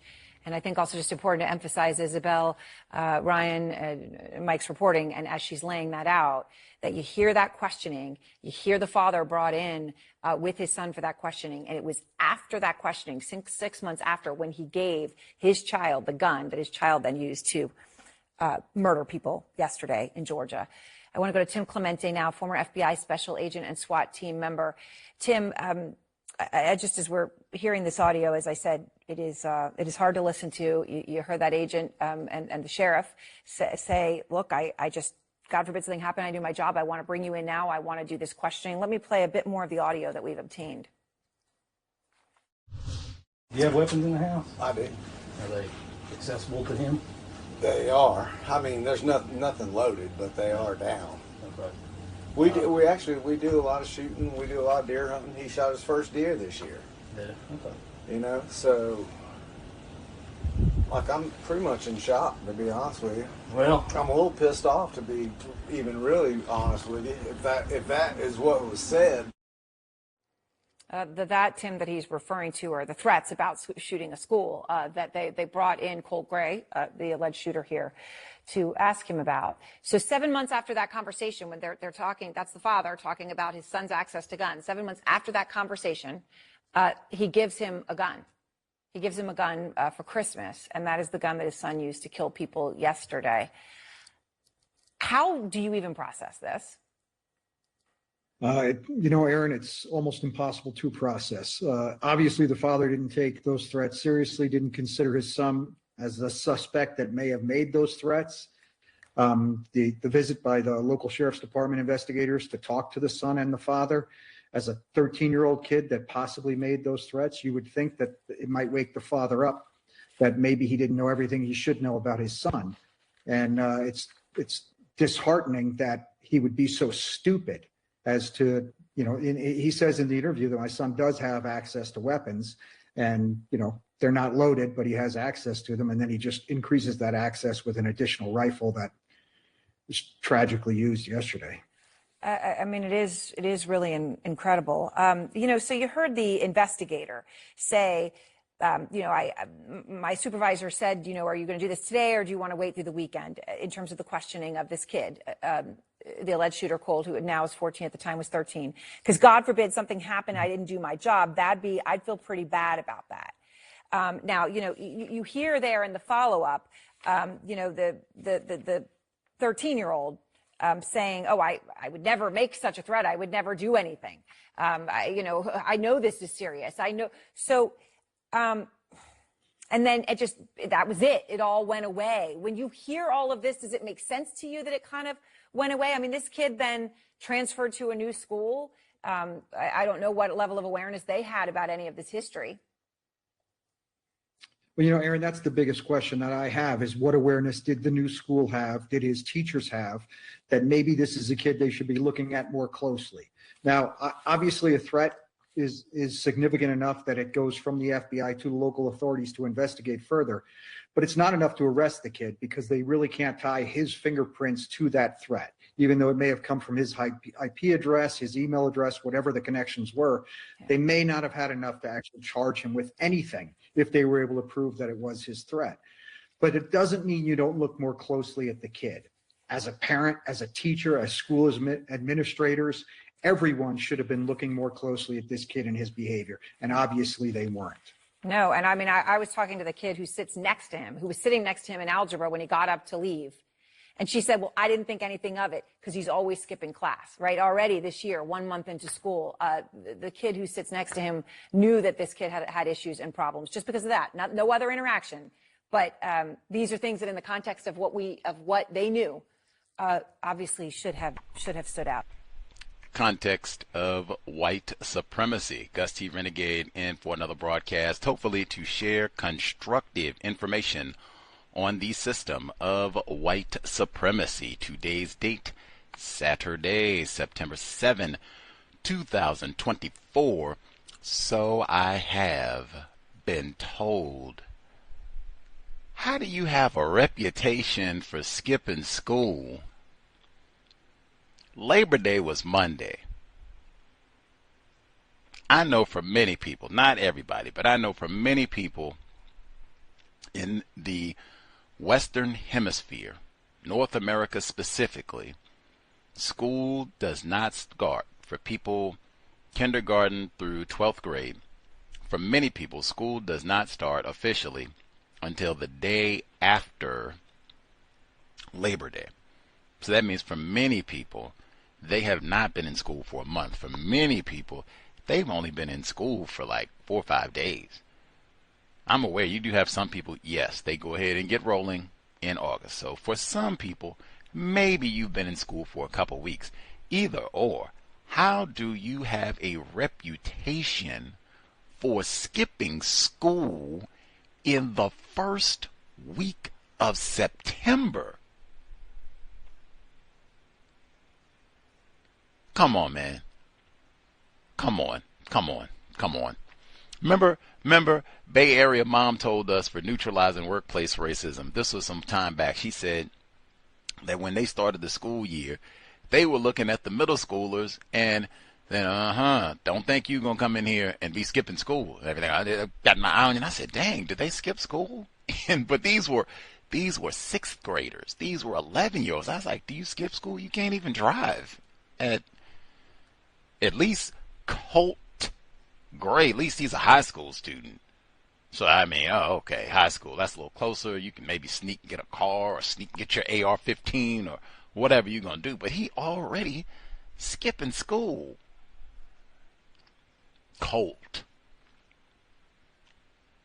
There's so many things about that. It probably, none of that event would have meant as much to me if we had not studied Columbine last year. That was mandatory read. Anybody, if you're a newer listener or if you just not into reading or not into the school shootings, don't see that how that applies to the system of white supremacy racism, I would encourage, go read Catherine Massey Book Club, specifically Columbine, Dave Cullen. Fascinating. And then we read to follow that Sue Klebold, A Mother's Reckoning. Oh, Colt Gray's mother. Maybe she'll write the same book. I almost included some of the audio reports on her. They said she got like over a decade worth of criminal activity. Fruit don't fall far from the tree. Metaphor. Lord. Son of a gun. Lord, that's where we're talking about that with old Reb. Dill. How the police I can't even imagine. Like, I'm trying to put myself back in childhood. Enforcement officers come to my residence, take myself, my mom, dad, down to the station. We got to talk.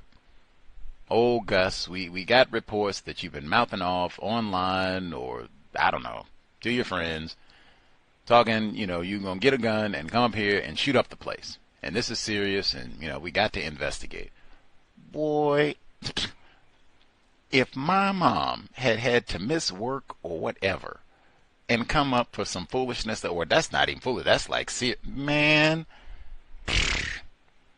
I can tell you one thing. I would not have gotten an AR-15 for Christmas after my mom had to go to school to have a talk about my conduct. I can bet everything in life my mother would not have. Remember Adam Lanza? We had Dr. Angeline Spalding Flowers as a guest on the program. We wouldn't have even talked to her if we hadn't studied Columbine. She's been a guest on the program twice. She was with us at the beginning of the year. When we spoke with her, Columbine, many, in fact, she talks about lots of these school shootings, including Adam Lanza, Sandy Hook, that's the one that made me start saying, white people do not care about children. Sandy Hook, that's the one. But she said with Adam Lanza, she said, he wasn't on speaking terms with his white mother. He stayed in the basement and, they would just do like text, emails or whatever, but they didn't even talk. Like they're living in the same house. He's staying in her basement. And she was on the program with us. And she just said, Brother Gus, I just want to add one thing. I'm a parent. I'm a grandparent. That's Dr. Spalding Flowers. She said, man, my child is living in my house. I'm paying the rent, even if they're in the basement and they're grown, quote unquote, they're over 18. If they're not going to talk to me, I'm not fixing to get you no AR-15. Like, no. I mean, come on. Said like an authentic grandparent, an authentic parent. Gusty is neither. But I see the logic. Why am I going to get you an assault rifle? We're not even on speaking terms. I'm going to slip it under the door? Like, come on. Colt, they were on speaking terms. They're kicking it. Great friend, even after all of that. No punishment, nothing. They go hunting. They got hunting videos online.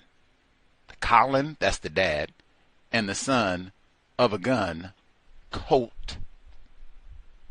They go out and shoot a buck. I think one of the children that was killed looked like to me a black male. But they shot the buck, bragged about it. Look at that. Son of a gun. Hold it up, Colt. Look at that, Colt. Look, boy, pretty shot it. What does it mean to be white? And really, white people kill for fun. Now, I don't know if they ate, I've been told deer meat and all that is good and what have you, but I suspect they probably didn't do it. I've seen where often, white people go do this. They will just mount the deer. They're not even looking to eat and all that. It's just, put this up on the wall to brag about. Look at that. Son bagged that one. 3-pointer. The great annihilator, Dr. Welsing, she would have had so much analysis on the name alone. You mean this 14-year-old white shooter in Georgia was named Colt? Like Colt 45? Samuel Colt the gun? Whew. And then he did the shooting with the gun his dad brought him for White Jesus' birthday. What? And it's the black AR-15 that we just talked about. Cameron McWhirter. That's the same gun Adam Lanza used. AR-50, tear everybody off.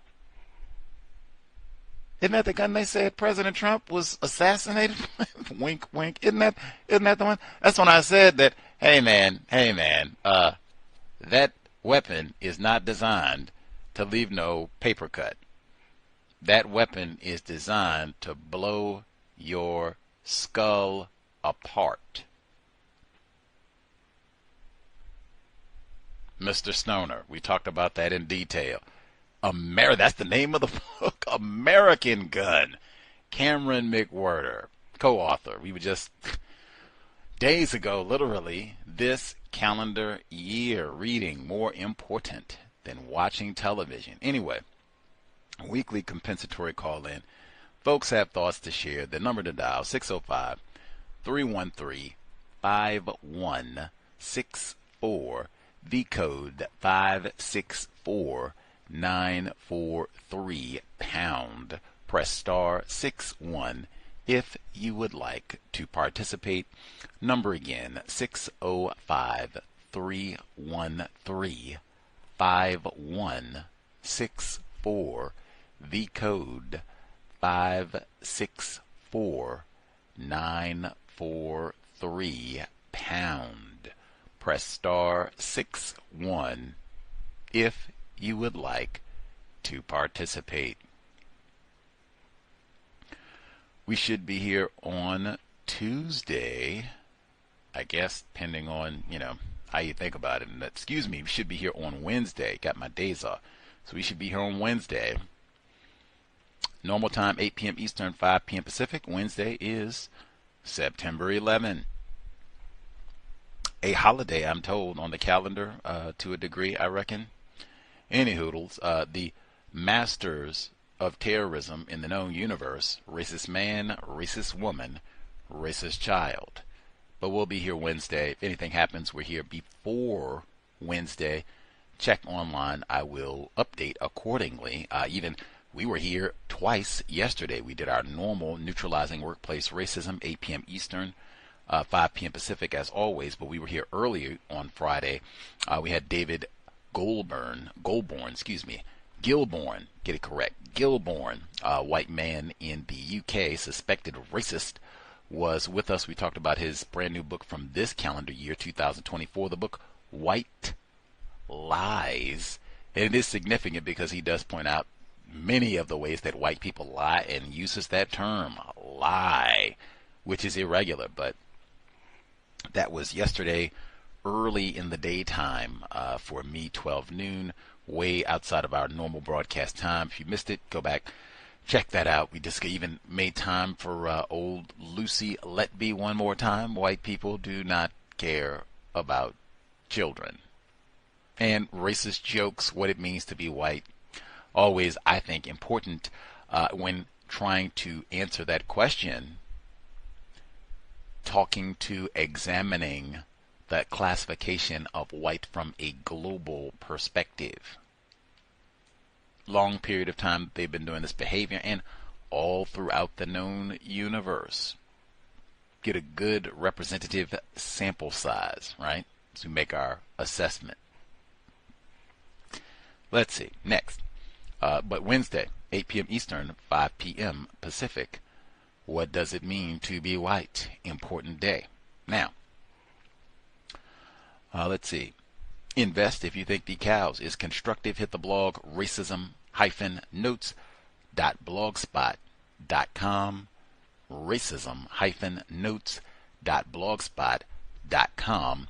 PayPal button is in the top right corner. Beneath the PayPal button, you'll see the links Cash App, Venmo, and PayPal. Much obliged to all the folks who kept us broadcasting for 15 consecutive years, no interruptions. Hopefully we have been mostly accurate. That is a challenge in a system dominated by deception. But hopefully we've been mostly accurate more often than not. And I've heard some accurate information specifically about what it means to be white and things non-white people can and should be doing to replace white supremacy with justice immediately. You can also hit the Amazon wish list, Amazon.com. It's under Gus T. Renegade. It's linked on the blog as well. Huge thanks to all the investors who have nabbed an item or 12 over the 15 years that we have been broadcasting, hopefully worthy of your time, energy, currency. Next, I have said for years, strive for accuracy. I've said for years, we, non-white people, victims of white supremacy, one of our problems, a major problem in my view, we are very sloppy, not accurate, when it comes to discussing counter-racism, quoting other non-white people, just talking about views, opinions on racism, counter-racism in general. We are very sloppy and inaccurate, and I would say particularly when speaking about other non-white people, and I'd say especially, again, if we do not agree with their opinions. One thing, quote people exactly. I mean, copy, paste. You can do that on your phone, tablet, whatever device. Copy and paste, screenshot, whatever. If you can't do that, do not go out misquoting people. I've said this is so common. You really have to kind of double check anytime a non-white person, if they don't have, like I said, an exact screenshot, capture, copy, paste of exactly what the person said, like, oh man, even then, verify that this is accurate, that they haven't changed, because sometimes it'll be one word gets changed. Sometimes it'll be more than that too, but I mean, Pamela Evans Harris, the late, still missed, but she put it in the book, Showcase Blacks, and attributed that to Neely Fuller Jr. He has never used that phrase, Showcase Blacks. And what is that again? The religion of name-calling black people. Not only to do some name-calling, but to put that on Neely Fuller Jr. I talked about that. You know, a reason that was one of the worst books ever. Anywho, but there are so many examples of that. Even people say, if you don't understand racism, white supremacy, what it is, how it works, almost everything you understand will confuse you. That is not what Mr. Fuller says. I've seen the same thing where they will take that and attribute that to Neely Fuller Jr. Like, I can stack up racks of these where it's total nonsense. You know, if you're going to go out and attribute something, especially speak publicly about racism, I'm going to strive to be as accurate as I possibly can. And I'm going to be talking about another non-white person and their views on white supremacy, racism. Stop. Let me quote them exactly to the apostrophe. I'm not going to change nothing. And if you can't do that, don't quote them. I've said that because it's almost every time people misquote me. Now, I think some of it is because most non-white people do not agree with my views on white supremacy, racism.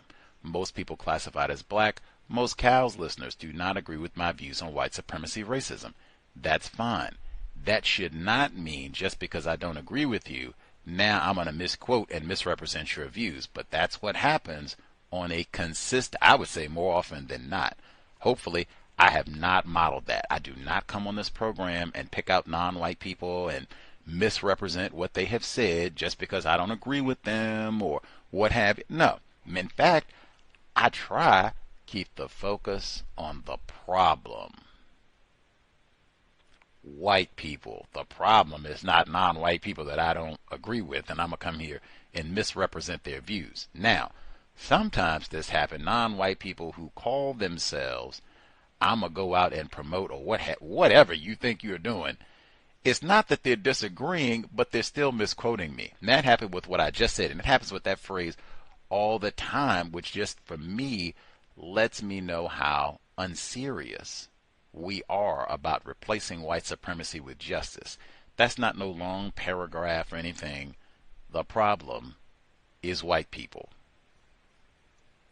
5 words? Whew. Man, 5 words. 5 words. That's short. They don't do that. They'll go and the problem with black people is white people. I don't say that. I never said it. I said even back then when I pointed this out, it makes it seem as though white supremacy racism is exclusively a problem for people classified as black. For Bhopal, you know that is not true. Hiroshima, you know that is not true. You don't have to crack one book. You know that's not true.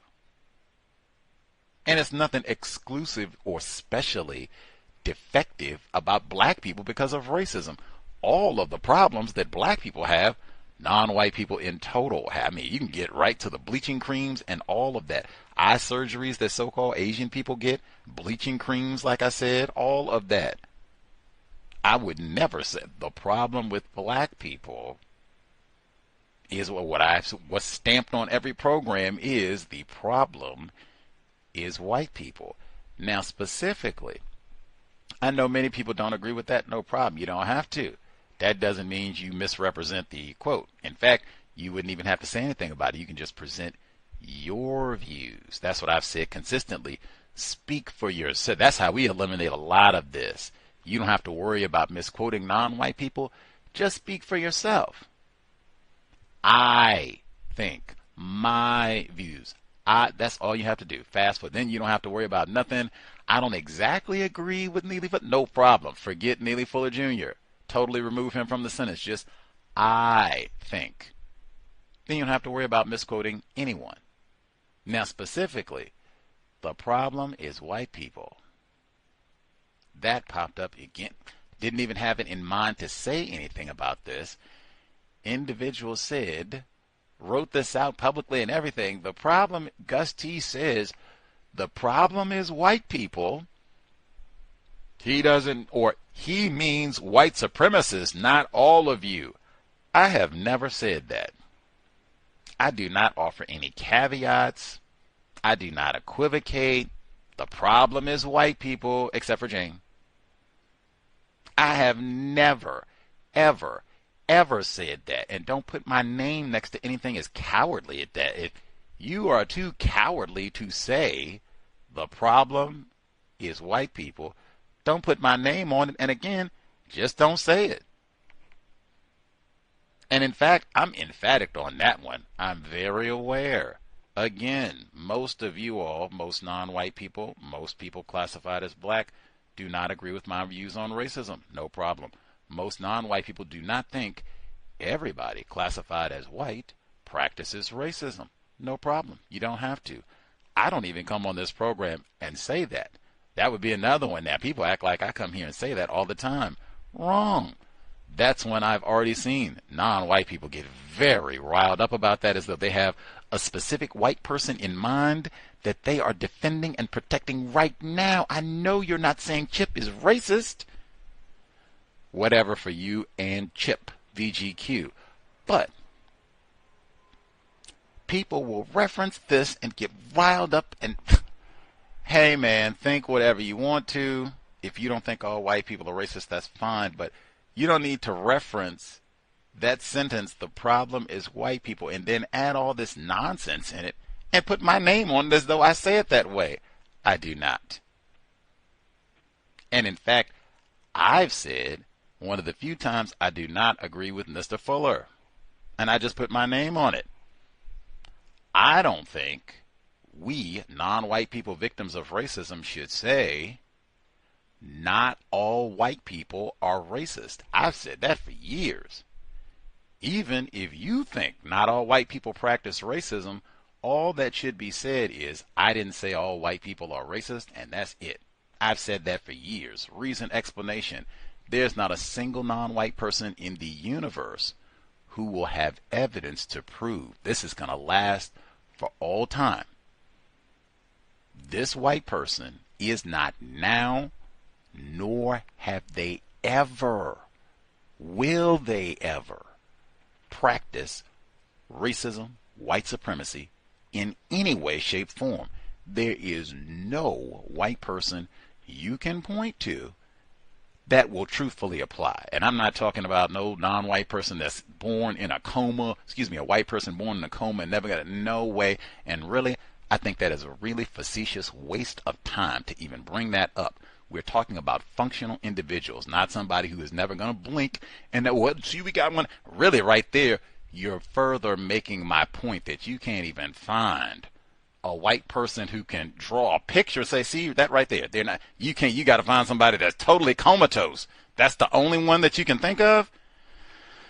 Oof. All right, whatever. Hey, victims guaranteed qualified. But I've said, since you can't have evidence-based commentary about these are the white people that, according to the all-time evidence that I've had notarized, these white people are definitely not racist. Since that doesn't exist, just say, I didn't say all white people are racist, and leave it at that. You don't have to say all white people are racist. They try and say, I didn't say all white people are racist, and leave it at that. I've said specifically, that should not be said.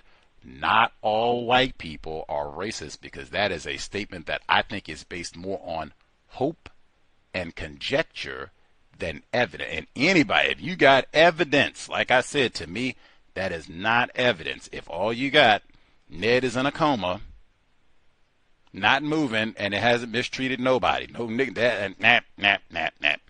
Functional. What either you can even pick the toddlers. Like I said, hey, you could pick them. Now, is that going to hold? Now, by the time Ned at 2 by the time that they're 7, that's still going to be true?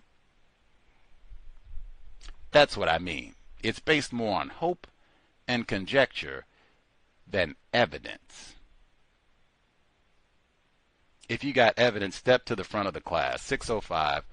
605-313-5164. The code 564-943 pound.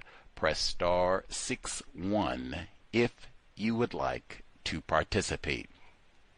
I can't emphasize enough.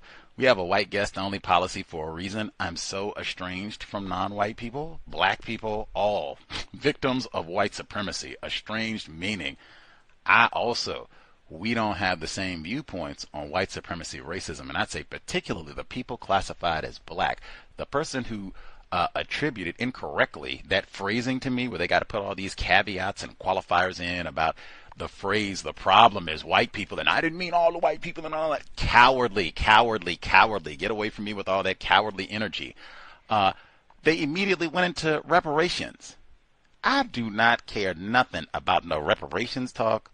I am repulsed about hearing black people talk about reparations in 2025. That is embarrassing and a waste of time, like 1,000% waste of time. That's my VGQ. If you do not agree, deuces. But that's mine. I have no idea why anybody who is interested in reparations at all, why are you listening to the cows or quoting even anything I have to say? Because I've been very explicit about that for a long time. Anyway, most of the things that individuals classified as black, particularly in this part of the world, most of the things that we talk about and are interested in, I am not interested in at all. And even to a degree, some of the Cows listeners know this. I had someone this week, they sent me something that I view as nonsense, and they said in the message, like, I know the sort of thing you're not interested in, but I just figured I'd send it anyway. Anything, especially if this applies to YouTube, oh my God, wasting time. That's a key. I say that, add that to the 10 stops. Don't waste non-white people's time. Gus is not interested in nothing you watched on YouTube. Unless this is like a news report from this week. It's something about Colt Gray's white mother or something like that. Yes, let's get to that. But we mostly don't watch news reports on YouTube. We watch a lot of, what did I just say? Nonsense. I'm not interested in nothing you watched on YouTube. I feel like I said that before as well. I'm not interested in nothing you watched on YouTube. Reading, more important than screen time. Netflix, YouTube. To the reports. I started with the segment on heirloom fruits and produce. I didn't even know what heirloom fruits were until, I think it was when I switched to being vegan. And I started paying attention and noting, and that is not really that surprising because white-dominated food industry with all the chicken nuggets and Oreos and Lunchables and ultra-processed food everywhere and Uber Eats and it just goes on and on and on and on and on, you would not see heirloom fruits. These are, a lot of times, these will be really unique varieties where most of the time it's very standard in terms of the store. If you go to Publix or Piggly Wiggly or Kroger, Albertson, they're trying to do the merger. If you go to these stores, even Whole Foods in Arizona or Mississippi or Illinois, the apples will look kind of the same. The pears will look kind of the same. The oranges will look kind of the same. And that is not the world at all. Like I think there are like hundreds of different types of apples. It is like Washington State is apple country. I think they're about to have they're about to have dozens and dozens of different types of apples. I think watermelons, that was one. Oh my God. I am a total watermelon connoisseur. I got one right there. Love me some watermelon. I'd said I would love to retire from counter racism and grow watermelons. I would grow orange watermelon. I'd picked out different types, but orange was key because I've never had the orange one. I've had the yellow. I posted pictures online, and I got into a big kerfuffle with a non-white person about yellow watermelon, and I had to end up telling them, because I had said, this is my retirement, grow watermelon, orange, yellow maybe, but I really want the orange one because I've never had that one. And then there were a few others that were supposed to be really tasty and odd colored and all the rest of it. They had some that white people put like traps to kill you because they were so good. But they're like hundreds of different types of watermelons. But you wouldn't know this. If you go to the grocery store, you normally just see like the one or two. Like I had never even seen a yellow watermelon until I came to California. They have them here in the Washington State area on a pretty regular. I've seen them this summer. I got it last summer. They have it pretty frequently, yellow watermelon, but they have lots of different varieties. They have purple green beans, right? I don't even know if they call them green beans at that point. I guess they call them string beans, but they have purple broccoli, they have pinstripe eggplant. Wacky world of produce that you wouldn't even know about. And if you start getting organic and or growing your own produce, then you would see a lot more of these different varieties. I think I even posted they had heirloom tomatoes. They had purple tomatoes. I'd never seen, such a thing before. Organic too. Anyway, as they said in the report, that biodiversity is important.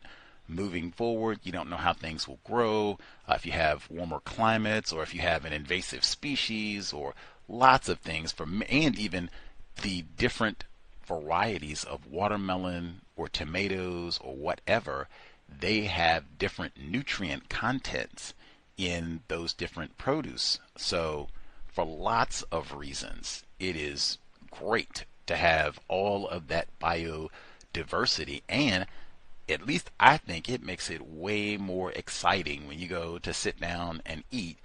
Every single time that you have tomatoes, they are not red. Oh, we have green tomatoes this time. We have purple tomatoes this time. We have yellow tomatoes. I have yellow tomatoes right now. We have purple broccoli that you could do a whole, switch up and do a salad. You could have purple broccoli, purple tomatoes, purple onions, purple green beans, like totally, go purple with everything, purple eggplant.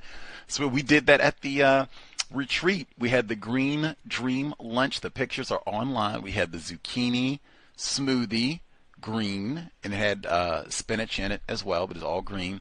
And then we had grilled zucchini, and then we had spiralized zucchini pasta, so everything was green. But I mean, you could do things like that, and you could just do different colors, depending on the fruit options. But all of that reminded me, cook with your children. That would be one in terms of attempted counter-racist parenting. Uber Eats, and they talk about the obesity, diabetes, so many. Even, in fact, I think that is a part of the epidemic right there in terms of people being overweight and bad health. You have tons of folks. I bet you,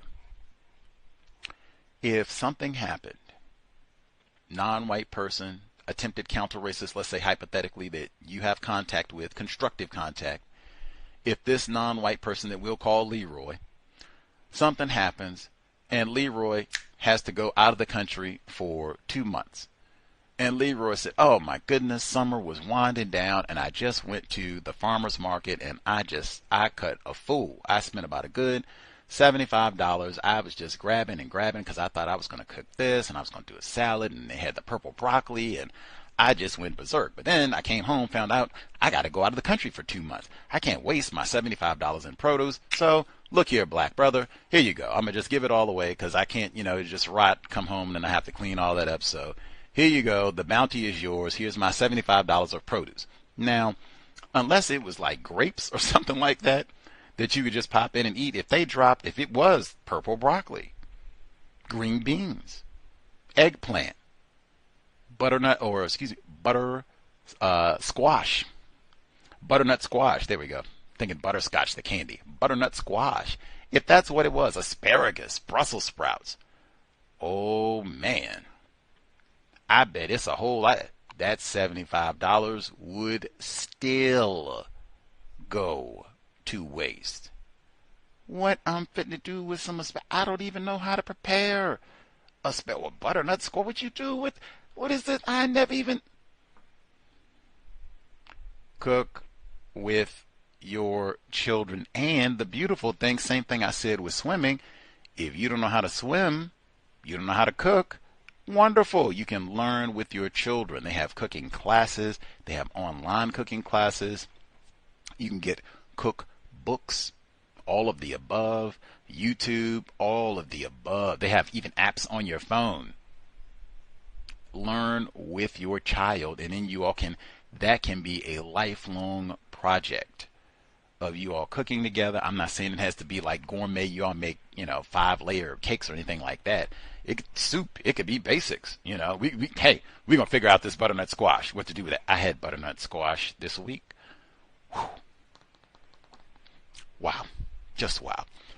But it could be as simple as that. We're going to go and we're going to find some recipes of what to do with butternut squash, and we'll figure out how to make that.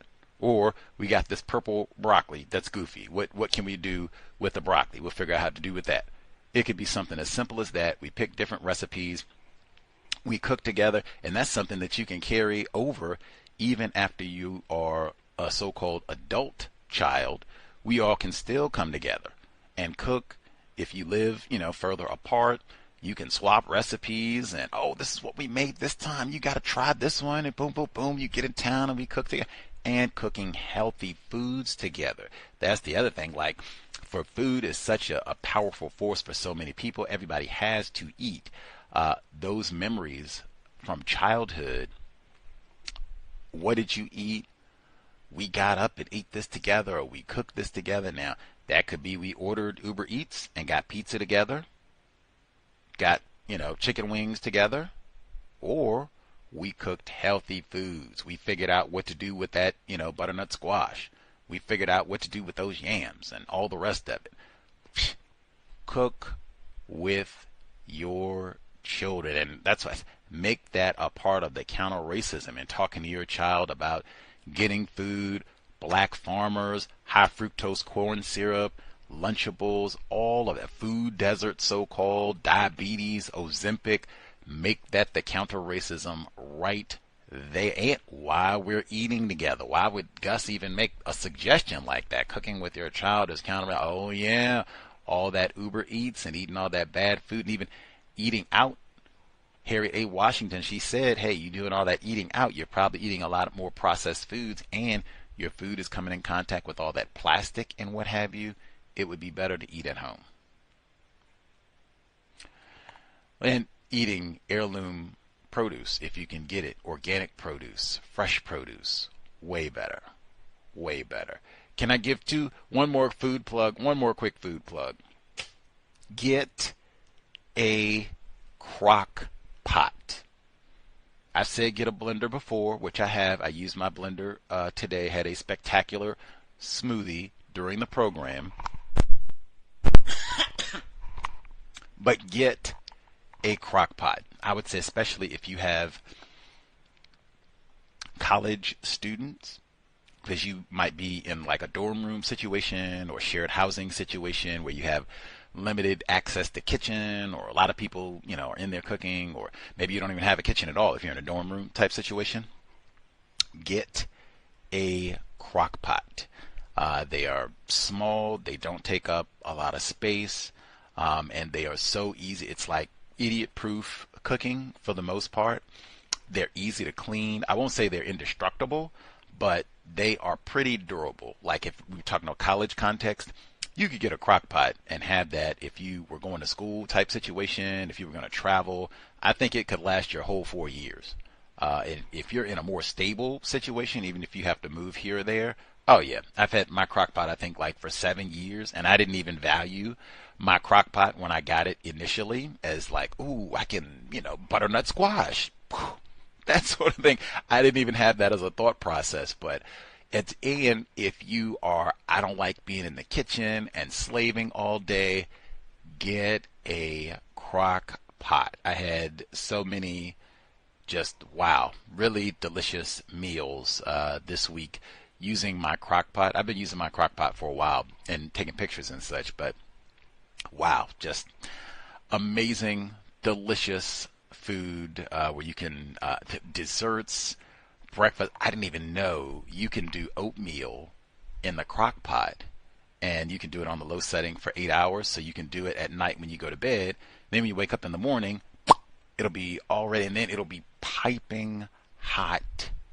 I did crock pot apple pie oatmeal last night. I knew I'd never made it before because I didn't know you could do oatmeal in a crock pot. I knew the house would smell like apple pie when I woke, and it did. Whack, and I said, now, compare that to Pop-Tarts, Frosted Flakes, Cinnamon Toast Crunch, whatever else. People eating them. Maybe you can go to McDonald's and get an Egg McMuffin. Pop-Tarts is pretty high on the list. I think I had a lot of Pop-Tarts, but that's like the worst thing in the world. Just sugar, sugar, sugar, and then they lie and try and act like there's some fruit in the middle or whatever that's just processed and fake and all the rest of it. You can dump the oatmeals. It had apple, banana, pistachios. Like, you can really flavor it up. Idiot proof. Liquid, top on it, 8 hours. You can even do it on high for 4 hours, but I would strongly advise, it's like I said, especially if you're in college, that's something. If you wanted dinner, the butternut squash, the pumpkin curry that I love, you could dump everything in the morning before you leave for class, put it on low, 8 hours, plug it into a surge protector, minimize the fire risk. You come back, you are ready to eat at the end of the day. It is amazing. I love my crock pot. I would tell more people, get that idiot-proof cooking. If you want to slowly build up, that is one way. Idiot-proof, delicious eats, crock pot. And you can do meats in there as well, but I mean, obviously, right on for the vegans. Let's see. And we heard lots about food. Lydia Clemens passed away, black female, victim of racism in Vermont. And then Chester Owens, black male, in the Kansas area. Lydia Clemens owned a farm. See, right there, the biodiversity and all of that, and being able to have fresh produce available for black people, all the wars that they've had against black farmers that are still going on right now. And even Lydia Clemens, they talked about how the connection with food, how she would make the cornbread fingers they could dip in the chili. I love some cornbread. It's like, cornbread fingers.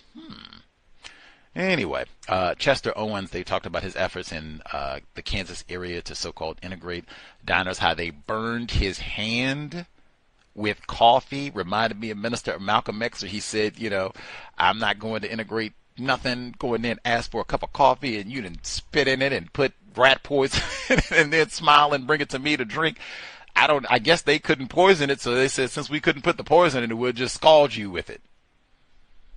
McDonald's, they filed that suit, I think a few years back, where at McDonald's, I think a person, they got like some hundreds of thousands of dollars because they got coffee spilled, or they got burnt. I don't even think the McDonald's employee spilled it on them. I think the customer, I think they just got burned because the coffee was hot, and they got all these hundreds of thousands of dollars. So I imagine how much you could get if the employee deliberately scalds you with hot coffee. They threw the pot on you type of a thing. Like, woo-wee. Let's see. Anyway, that was Lydia Clemens, Chester Owens. They said for Chester Owens, all the intimidation and terrorism that they got for his efforts to pursue justice, they said they were trying times in Kansas.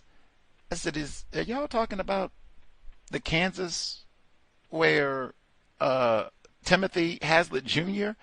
is accused of having black females in a dungeon beneath his house? Like, it sounds like it's still trying times in Kansas, and particularly when they said that Mr. Owens was concerned about justice and black people who needed the most help in Wyandotte County in Kansas. I said, Wyandotte County? That's where Roger Golubsky was terrorizing black people. In fact, that's where his trial is going to be, at the Wyandotte County Courthouse next month. It's still trying times in Kansas. Any time under the system of white supremacy racism is trying. the report about the pools. Man, we have piled up reports about that. That's what I'm talking about right there. Really, all three of those. Lydia Clemens, Chester Owens, and the report from Ben Rappaport on the pools in North Carolina. Go Tar Heels and NC State and Duke. Well, Wake Forest, Winston-Salem State, North Carolina A&T. That report about the pools, I've said for years as well, if you're a non-white person, parent, you should study state history with your offspring. Study what's the history of pools. If we're in Louisiana or North Carolina or Alabama, what's the history of pools? Hear that? They in Alabama, the white lifeguards, they did not want to protect the lives of Negroes. Ain't much changed. And the lack of public, wow. That whole report, maybe you should read regardless, because that has so much to do. They talked about it, the drowning deaths. Retired firefighter has told us about that for years with black children. All of that is in the context of white supremacy, even going all the way back to the plantation. Like I said, I didn't learn this until more recently, that, of course, plantation owners, they made sure we do not allow our slaves to swim. They might abscond. So it's been so much deliberate effort to steal black waterfront property and to keep black people away from pools and swimming and all the rest of it that, man, that right now, 2025 black drownings, they say, have been explosive. All of that is not an accident. Learn, and again, hey, if you don't know how to cook, learn how to cook with your offspring. If you don't know how to swim, learn how to swim with your offspring, even though I guess that might be a challenge if they don't have public pools in your area. Find one. Let's see. Last one, I'll get it. Man, the football report. I had wanted to say something about that last week, and I didn't, even though I had posted lots of reports because they said 7. I had posted, I think, at least 3 or 4. One of them was a black male. These were really young boys, some of them white. 14, 15, 16 years old, dying from football. And it was so, I almost want to say, cavalier in the report. They said, well, you know, you lose a few each season. You know, you'll have 1 or 2 that die. What? I mean, the volleyball team, is that the approach they have? Hey, you know, those spikes are pretty rough. You know, we know we're going to have 1 or 2 going to die every season. We already know that. Like, what? With them, did LeBron James, did he hear that when he was growing up playing basketball? They said, now, I know you pretty good at this basketball thing, King James, but, you know, hey, we have 1 or 2 die dunking that ball every year, so, you know, just be careful. Like, what? I mean, you got to be joking, man. Like, come on. One of these days when we get to justice, they are going to look back at this, and even the retarded excuses that were given, and I don't know a better term for it. If there is one, let's hear it. But retarded mean developmentally delayed. I think if you get your brain computer destroyed, you've been retarded. But the retarded excuses that were given for decades, exercise. Are you out of your flipping? So you're telling me jumping and man, retired firefighter who coached football, he said when COVID happened and they shut things down and the gym was shut down, he didn't say, I sat on the couch and ate Oreo cookies and gained 500 pounds. That's not what he said. He said, hey, I went outside and walked around the block. Hey, how many people you think die from walking?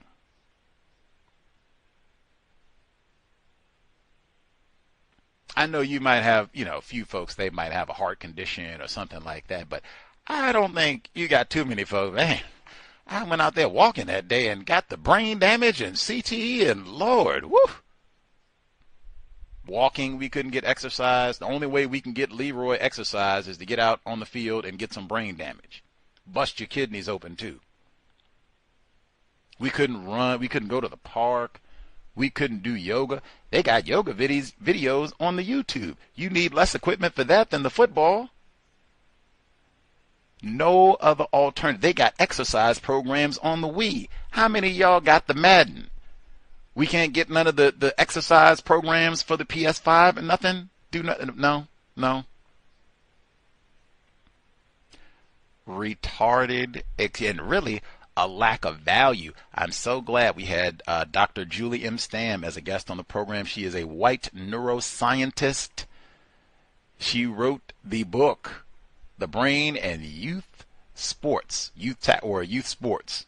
Oh, I read it in front of you. The Brain and, I said it correctly. The Brain on Youth Sports, the Science, the Myths, and the Future. And she talked about, like, man, should we even be having children at this age playing tackle football? Come on. And consuming alcohol, smoking cigarettes, cannabis, all that's on the brain damage list too, if you are still a young person, brain computer still developing, which is the big point of the book. These people are out taking risks with their brain. Their brain isn't even finished developing it. That's why I said retarded. Keep your child away from, like on Saturdays, you cannot be having your child. That's why I said, do not have a television in your house. If you're going to have children, you can't be there all day long. That's absolutely right. So, at least 2 days out of the week from now to the end of the year, all day long, brain damage. Matter of fact, I took a sound clip when they asked, they said, is it safe to play football where people's helmets are flying off? And the coach said, what? Football ain't safe, period. What are you talking about? Helmet flying. Like he got indignant about it. Man, all of the foolishness and nonsense about flipping football and them putting people out, putting your child out there on that sort of risk where they can break their brain computer. Oh, I could vomit. I could absolutely vomit. It reminded me when we had Dr. Jessica Wallace on the program. She did the research. She's at the University of Alabama. She said, roll tide. She said, black parents. She did the research. She didn't just say. Her study showed that black parents, black football coaches, and black football players understand less about concussions than white coaches, white parents, and white players. That was another one that gave me tremendous pause as we get excited for another season to throw black children out and have them get brain damage and smack each other in the head. That was it. That the segment that I played where they talked about, football is, what do you mean helmet flying off? Football is dangerous. That same coach, he was talking to his other black players. He had all black players. He had all privileged black male players. He was talking to them and he said, this was their warm-up speech to go out for a game. He said, if you not ready to take a life, if you not ready to kill somebody right now, don't you go out on that field. Now, I didn't think that was, remarkable in terms of, I don't think that's unique or special in terms of the type of talk or commentary that might be said when you go out to play a game of football. They talk in those sort of terms, I'm a killer and all of that. But man, this is all black males, and they're going out to play a team of all black males. And these are children, by the way. They're not even college students. These are like high school students. And it's, if you're not ready to take a life and kill that black person on the other side of the field, don't go out there. Brain damage comes in a lot of forms. Now, you can talk all day about exercise and benefits and teamwork and all the rest of it, but I mean, really, at the end of the day, I got to get you excited about the prospect, for the most part, of going out and giving another black person brain damage, and then bragging and being happy about having done so.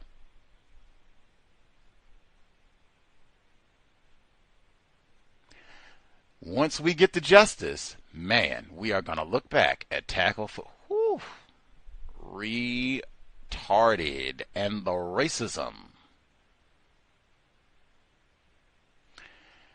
Any hoodles, the number 605-313-5164, the code 564943 pound. Press star 61 if you would like to participate. What they say about football, because you can get the scholarships and go to college and all that, retarded. They give out scholarships for hey, they do give out academic scholarships, you know. But they also give out scholarships. Hey, they give out swimming scholarships too. So I know there are at least 2 other academic options where Leroy wouldn't have to get brain damage and maybe could still go to school. Retarded. Let's see. Folks who dialed in, they have commentary to share. Shamika Harris should be with us. Proceed. Good evening, everyone. May I be heard? Yes, ma'am. Okay. Well, first, one of the first things I took notes of, it was when you were talking about, you didn't, I guess you did talk about it. The segment was about historic orchards in a Utah park. And hearing that segment made me think about an article I read in the newspaper. This is in the last, I guess, year or two. But they were talking about how it wasn't going to be enough cold days in the wintertime for apples pretty soon. And that's going to be an issue. Like, they don't know, how much longer we're going to have apples because of just how warm it's getting. Let me see. That part where they were talking about the American wilderness, the camping spots, I want to say it was in Colorado, but I'm not sure. They were saying it was notoriously overcrowded, and they were going to have to, they were going to need permits for camping and things like that. And the idea was for people from all walks of life to feel welcome. But everyone who I heard interviewed on there, they sounded like white people. I don't know. There wasn't video. And it was one guy at the end, he was talking about his buddy Jesse and they had the hot springs all to themselves. And it just sounded like white people. Chester Owens in Kansas City, Kansas. I'd never heard of him before, but it sounded like he had an admirable existence. Just, the way his daughters were talking about them. And I wrote down the term, the phrase push for justice at lunch counters. I don't know what I would have done in that situation, but trying to produce justice is, I think, correct. And also he said, if you see something that's wrong, you have a moral obligation to say something or do something. And I think that is also a correct way to think about this existence that we have on the planet. This guy, it said he took a leave of absence from the insurance company to go work at I think it was the GM plant. And, because he wanted it to be black salaried employees over there. And after he did that, other black males were able to, what they said was move up the corporate ladder at GM. That's a metaphor, but I still think it was constructive that he did that. I noticed, though, that in the segment, I think it was his daughter who said he contacted the powers that be and persisted. It wasn't pleasant. I noticed that phrase powers that be was used more than once this week. So I don't know. That segment, it was just pretty cool because it's nice to hear about a black person trying to be constructive. Let me see. The segment about the swimming pools in North Carolina, I think the reporter's name was Ben Rappaport. And I'm not sure, but I think it said that he lived in a place called Whiteville. I hope I didn't write that down incorrectly, but that is what I have. And also the question was asked, were you able to go swimming? The lady asked Ben Rappaport this, were you able to go swimming? And he said, I was not able to swim in Columbus County. Didn't exactly answer the question, and it makes me think he did go swimming. Let me see. Where they were talking about the fire that happened in, I think it was Britain, and they were, talking about all the recommendations that were made and blah, blah, blah. But something that stood out at the end, they were talking about, like, building a case. It seemed like a criminal case against the people who were most responsible for this fire. And then they said, well, here's something in the next year or so. I'm like, dang, if that was some non-white people who had done something incorrect, I think they would, get a case together, be able to put some charges on them pretty fast. I don't think it would take a year. The football, I noticed the tone of the white man. Well, I thought it was a white man that was talking. His name was Chris Nowitzki, I think. And, that's kind of commented on it, but his tone was just uncaring. He said, we'll lose a couple now and every year, but we'll lose more down the road. He was like really matter of fact with it. And he said, children unfortunately will die in these activities. And he said something about no impacts before age 14, like football hits, I guess. And I was just wondering where he got that number, age 14, because I thought there was continued brain development until like age 26. So, I mean, you probably shouldn't get your brain hit at all, ever, at age 4, 14, or 40. I just wondered where he got that number 14 from. Sade Robinson, that date she had with, I can't remember the white man's name.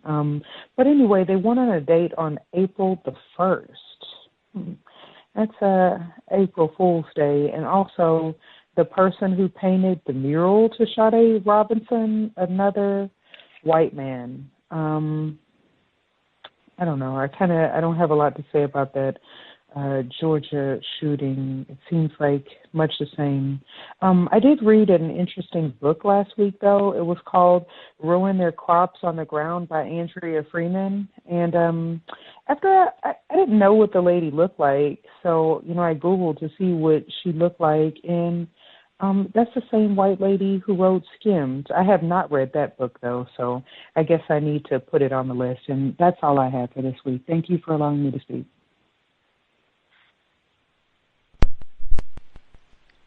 Yes, indeed. She did write Skimmed, Guest on the Cows, to talk about racism, white supremacy, and breastfeeding. I even remember asking her, is that chemical biological warfare to get black females not to breastfeed, to use formula that is not healthy and certainly way less than optimal for the development of black children? She said, chemical biological warfare.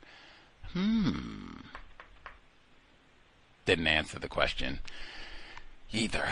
But yeah, she did write a new book on food. She is classified as a white woman.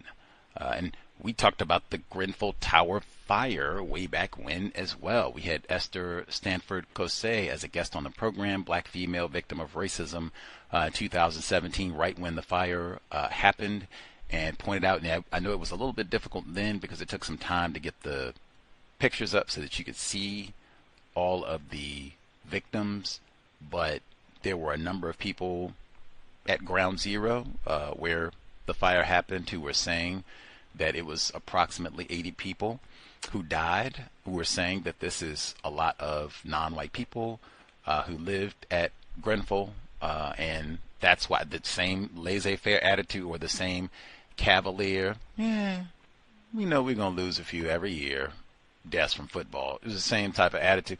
The construction is that sort of attitude, that this was because it was a lot of non-white people who lived there. And the report that came out this week, man, I didn't even do the math on that, but I mean, that's 7 years. Unless my memory is bad. Grenfell was 2007. That's 7 years.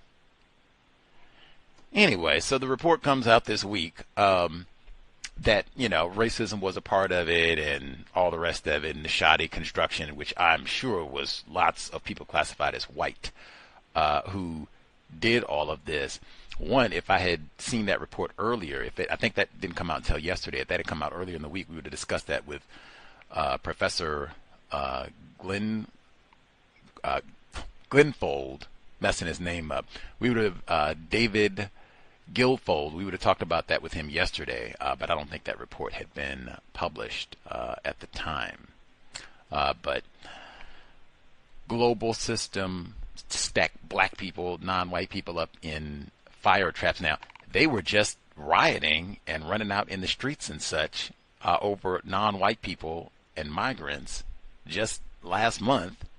And now we got this, but oh yeah, they had that fire, yeah. And they say, well, they shouldn't have been here anyway. Should have wind rushed them on, out of here, and then we wouldn't have had this problem. There were white people who died and lived in the building as well, but it was certainly lots with the disproportionate number of non-white people. White sacrifice, you have that around the world.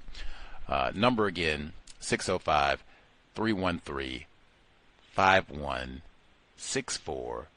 The code 564943 pound. Press star 61 if you would like to participate. To Lauren's point, she was talking about with football. She noted the same attitude that I did with I checked Chris Nowinski. I think for sure he would be classified as white. They don't have niggers as neuroscientists for the most part. So yes, he for sure classified as a white man. But he was so cavalier, what are you gonna do? We gotta have football, so cost of doing business. That attitude, but when she asked about where did they get this age of 14, to say, seeming like this is going to be the cutoff point for, maybe we don't have tackle football before 14, or where did they get that number, especially since your brain computer continues to develop up until, 25, 26 years old, maybe even 27. My suspicion, this, I haven't checked, but my ignorant suspicion as someone who did watch a lot of football, wasted time and brain cells over the year, high school starts, the typical age for high school freshmen is 14. My suspicion is their farm system, and when we get serious about our football, is high school football. So that's my suspicion of how they arbitrarily picked 14. Because, really, why not at least say, we're not going to mess your brain computer up until you're a senior in high school, so then be 17. They say, talking crazy.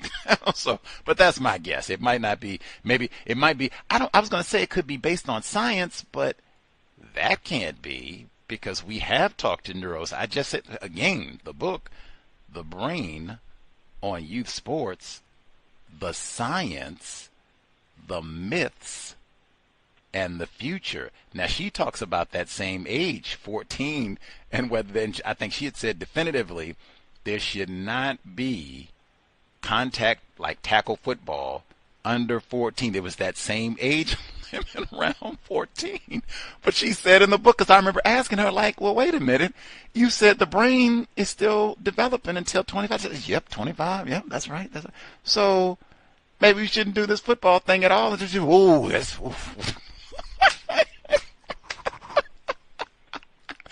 Like, come on, man. Come on. Like, this cannot be. We are willing to have a few people die and a whole lot of people get brain damage and lots of other injuries because, hey, who doesn't like a little football? Woo! Nick said, we got to see Brett Favre, man. Come on.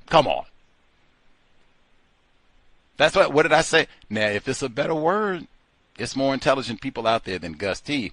If there's a more accurate term, let's hear it. But until I get it, all of this about football is racist and retarded.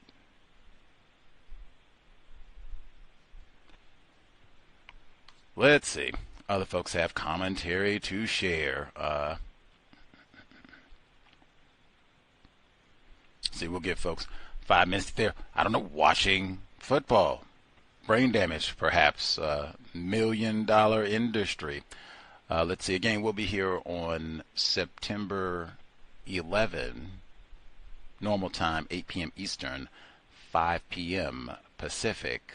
Fascinating report. I'm so looking forward to the discussion for Wednesday, normal time, 8 p.m. Eastern, 5 p.m. Pacific. You can check the social media and such if there are updates in between. I guess I will share quickly. I did see a fascinating documentary. Watching television, not the priority. It was kind of accidental because I didn't know anything about it. But I watched it just because it was about the rapes in the Boy Scouts. And I hadn't heard anything about this. We talked about this on the program. I'd seen news reports and all that, but I was like, oh, wow, they did a whole documentary about this? Like, whoa, man.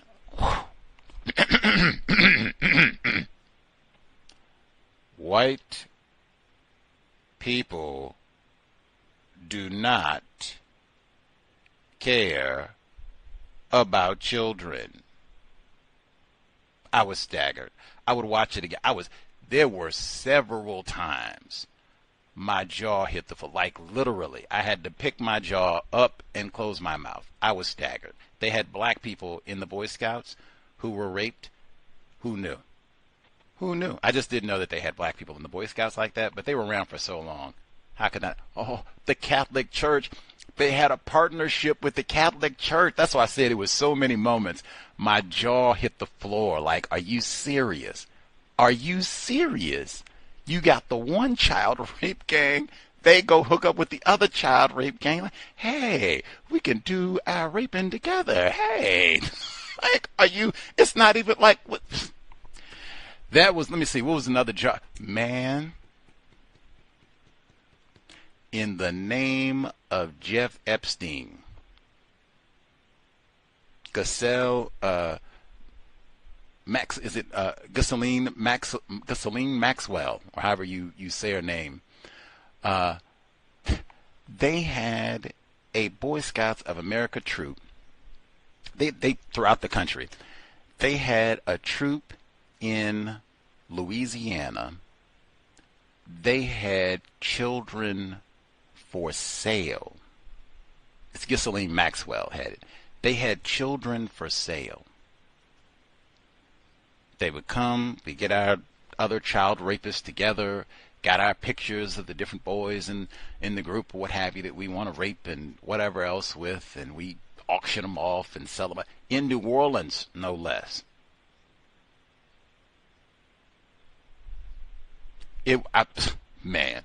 I was staggered repeatedly over and just wow. And the deception of it, that's another one. See, same thing with the racism where ignorant, nope. This went on for a very late, even that quote from Spotlight, which was about the Catholic Church raping people in Boston. They said, hey man, if it takes a community to raise a child, it for sure takes a community to have this sort of organized child rape go on for decades, and nobody says a word. That takes a community too, and it's only one community on this here planet, the white community, to have a child rape sex ring. It is, and they had authors, they got books about that. That's why I said, like, it was so good. Like, I didn't know they had whole books.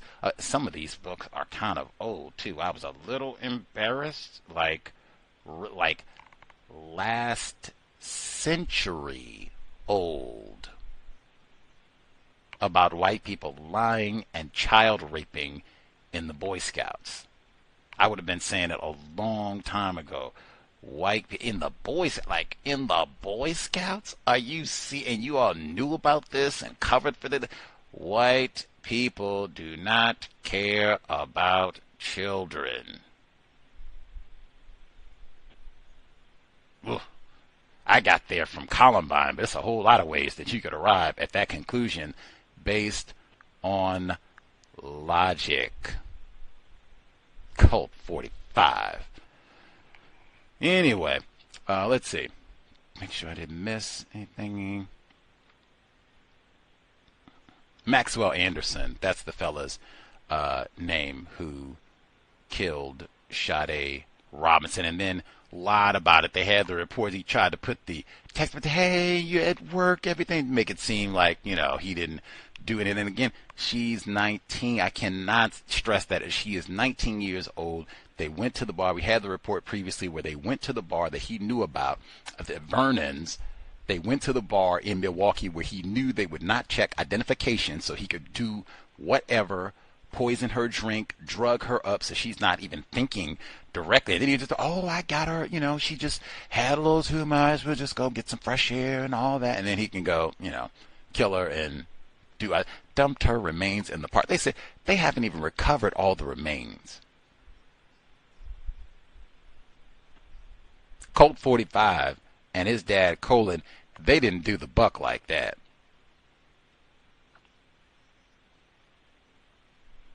What does it mean to be white? Man, I do not want to talk to Sade Robinson's mother, but wow, that would be one question. If journalists, she's been doing interviews, somebody, if they could ask, man, did you talk with your daughter? Like when I talk about local history and such, like, did you all pick one of the biographies on Jeffrey Dahmer, as we did here at the Cows? Did you talk about that case? I don't know. You all were there. You all could have watched, the archives and such on TV. Did you all do any of that in relation to talking about what does it mean to be white? That is one question I would love to know, but man, I do not have I'm a coward. I don't have the heart to even if she was in front of me, I think I'd be too cowardly to ask. But I would like to know if somebody does get to interview. I would love to know, not in a judgment, just total curiosity. Is this something that came up during the course of dialogue, just discussing local history, right? They could have watched the Netflix special, right, a couple years ago, right, and talked about that, and then what she remembered, what her mom remembers, and all the rest of it. Did that happen? Dad too. Anywho, let's see. Caller in Florida, commentary to share, should be with us. Yes, sir. May I be heard? Yes, sir.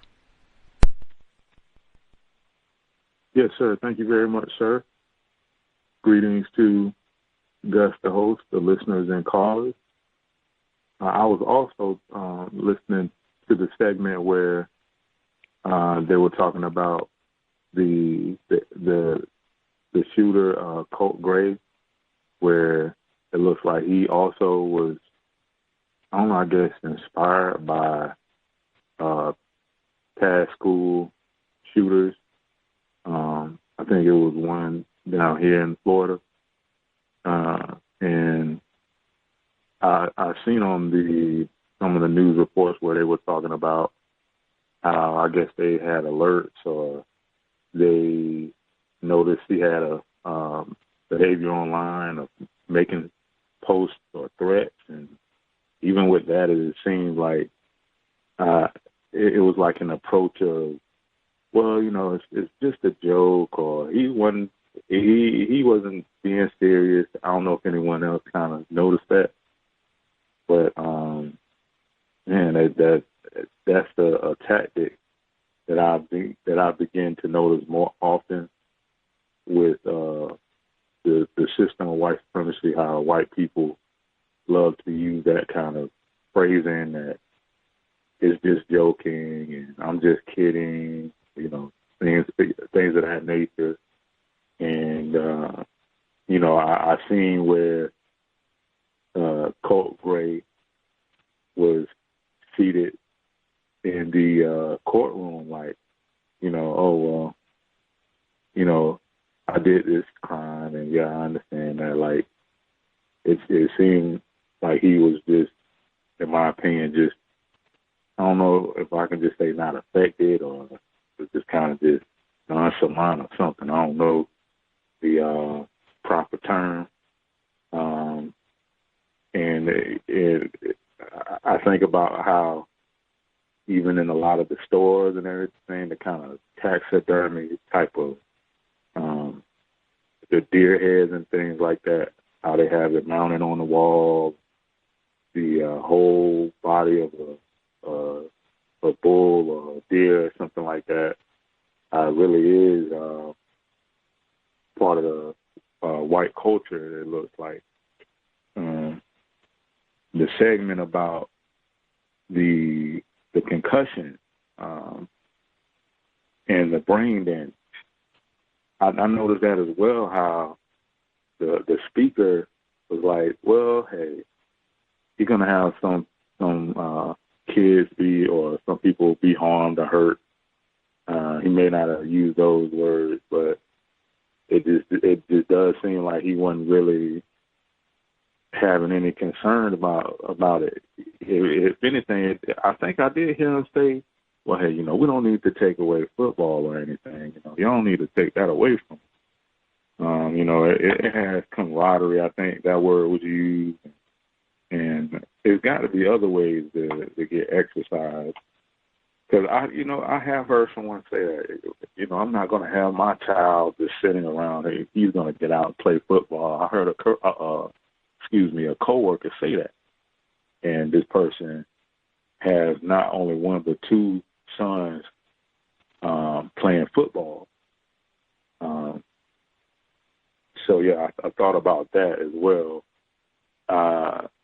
And actually, a black player is put out on the field with the Gators after a white person got a concussion. Okay, so I'm just thinking of, and it is really just like a thing of a racist business, I'm thinking, where so many black players are harmed and they develop these brain disease or degenerative brain diseases and things like that. And that tone that guy used it, where he just really didn't have any concern or anything like that. But other than that, thanks for the show and the audio segment.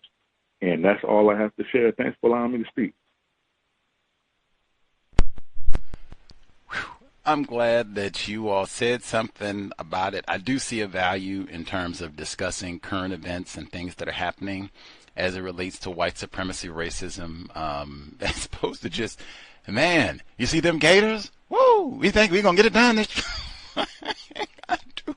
I think that it took, me hearing you all read, because I thought the same thing, like you're so cavalier, like, didn't Mr. Nowinski say that one of his teammates died?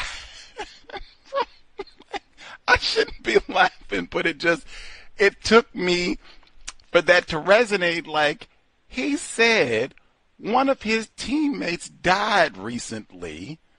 It sounded like from brain damage. Like, am I making that up? Did anybody else hear that? He said one of his teammates died, right?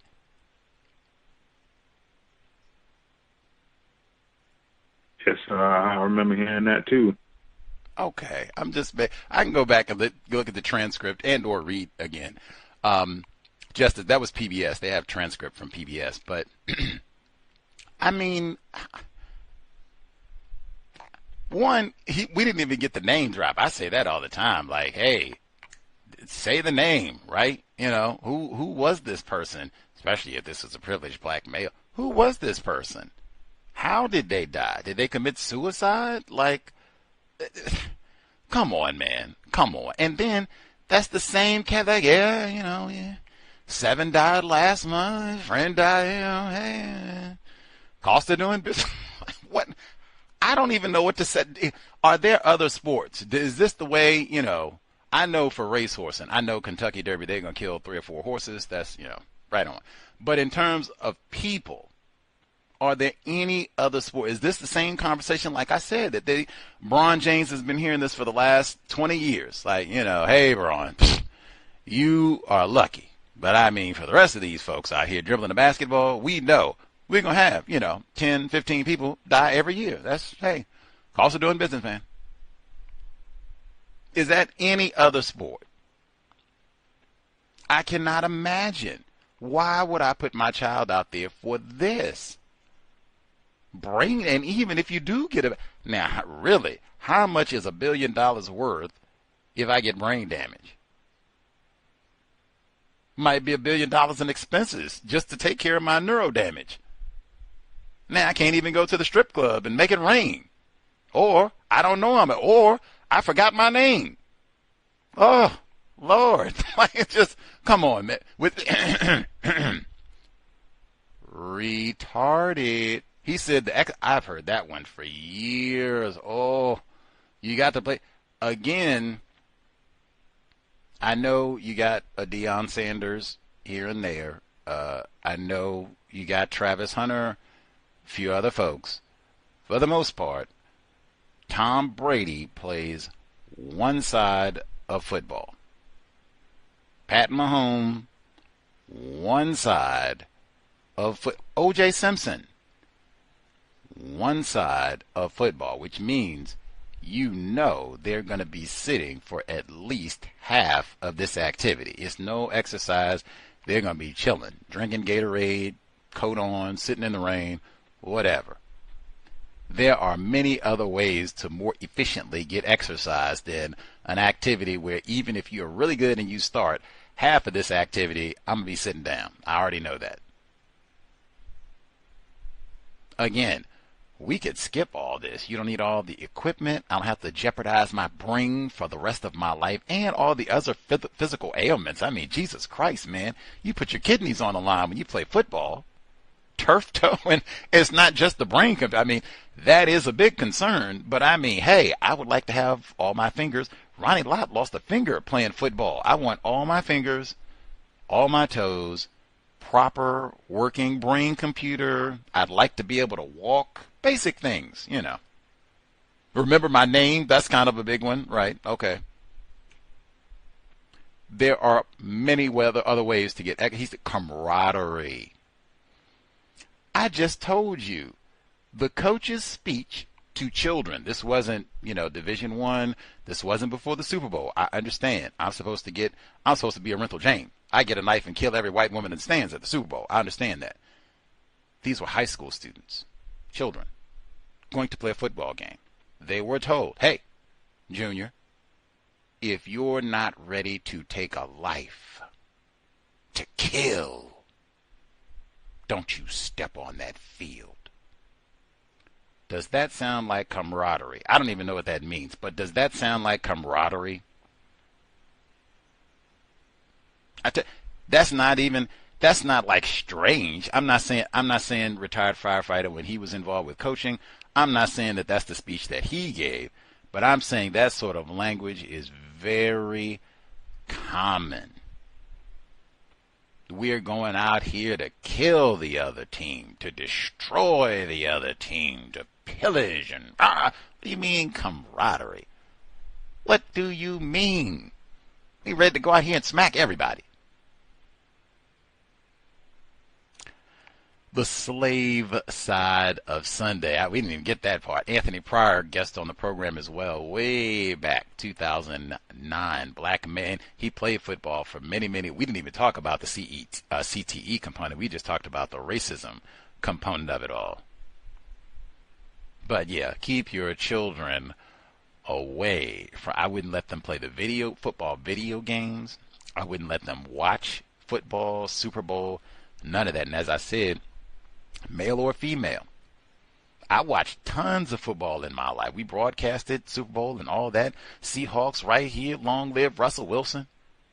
You've been addicted, got to watch football and all that. Hey, that's why I don't have the TV in the house. Certainly if it's going to be one TV, it should be in your bedroom so you can be ferried away from everybody. no one else is watching. Children don't get to see this and get all addicted. Oh, I'm going to be the next Brett Favre. Nope. There are many other safer ways to get exercise, build camaraderie, team building, whatever else, whatever else that they allege football is supposed to do other than make money for white people. And for real talk, once we get all this done, do our assignment, produce justice, I think some people might even look at this and be like, dang, was all this set up like plantation so that white people could enjoy like sexually gratify themselves watching black males injure and brutalize each other? Yeah. Some people already suggest that now. We talked about that, the white gaze and the way that they talk about those thick thighs and strapping male and delectable Negro type thing. Racist, retarded. That's football. America's pastime. We will be here on September 11, like we planned it.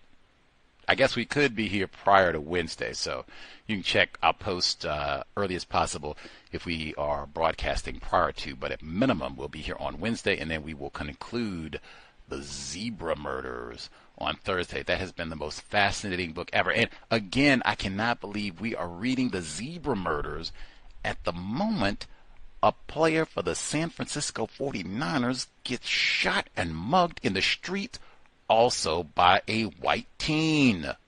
I'm scared of white children, white people in general, but wow, white children are really showing out at the end of 2024. They're channeling, 25 years on, they are channeling Reb vodka. Now, he did say Sandy Hook and all that stuff is indirectly Columbine for sure. I even had, man, if we hadn't read all that stuff with Columbine, I had listeners when they saw this shooting, they were sending me the lyrics to Pumped Up Kicks.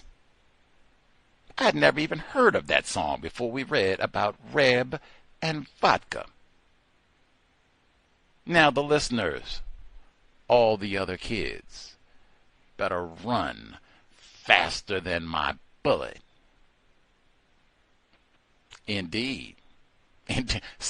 Colt 45, AR-15, buddy. I just got the name for nostalgia there. I got an AR-15, 21st century style. I gunned down everybody in the classroom. They had reports, too, where they bragged about the security. They said in 5 minutes from the first gunshot, he was in handcuffs. That is how speedy our technology is, and it was just installed days ago. I don't know, it almost, Fuller got it in the word guide, it almost, hey, things could be worse. He could have killed 15, 20 people. Whew. System of white, so Dr. Francis Cress Welsing, the great, what's his name again? Colt 45.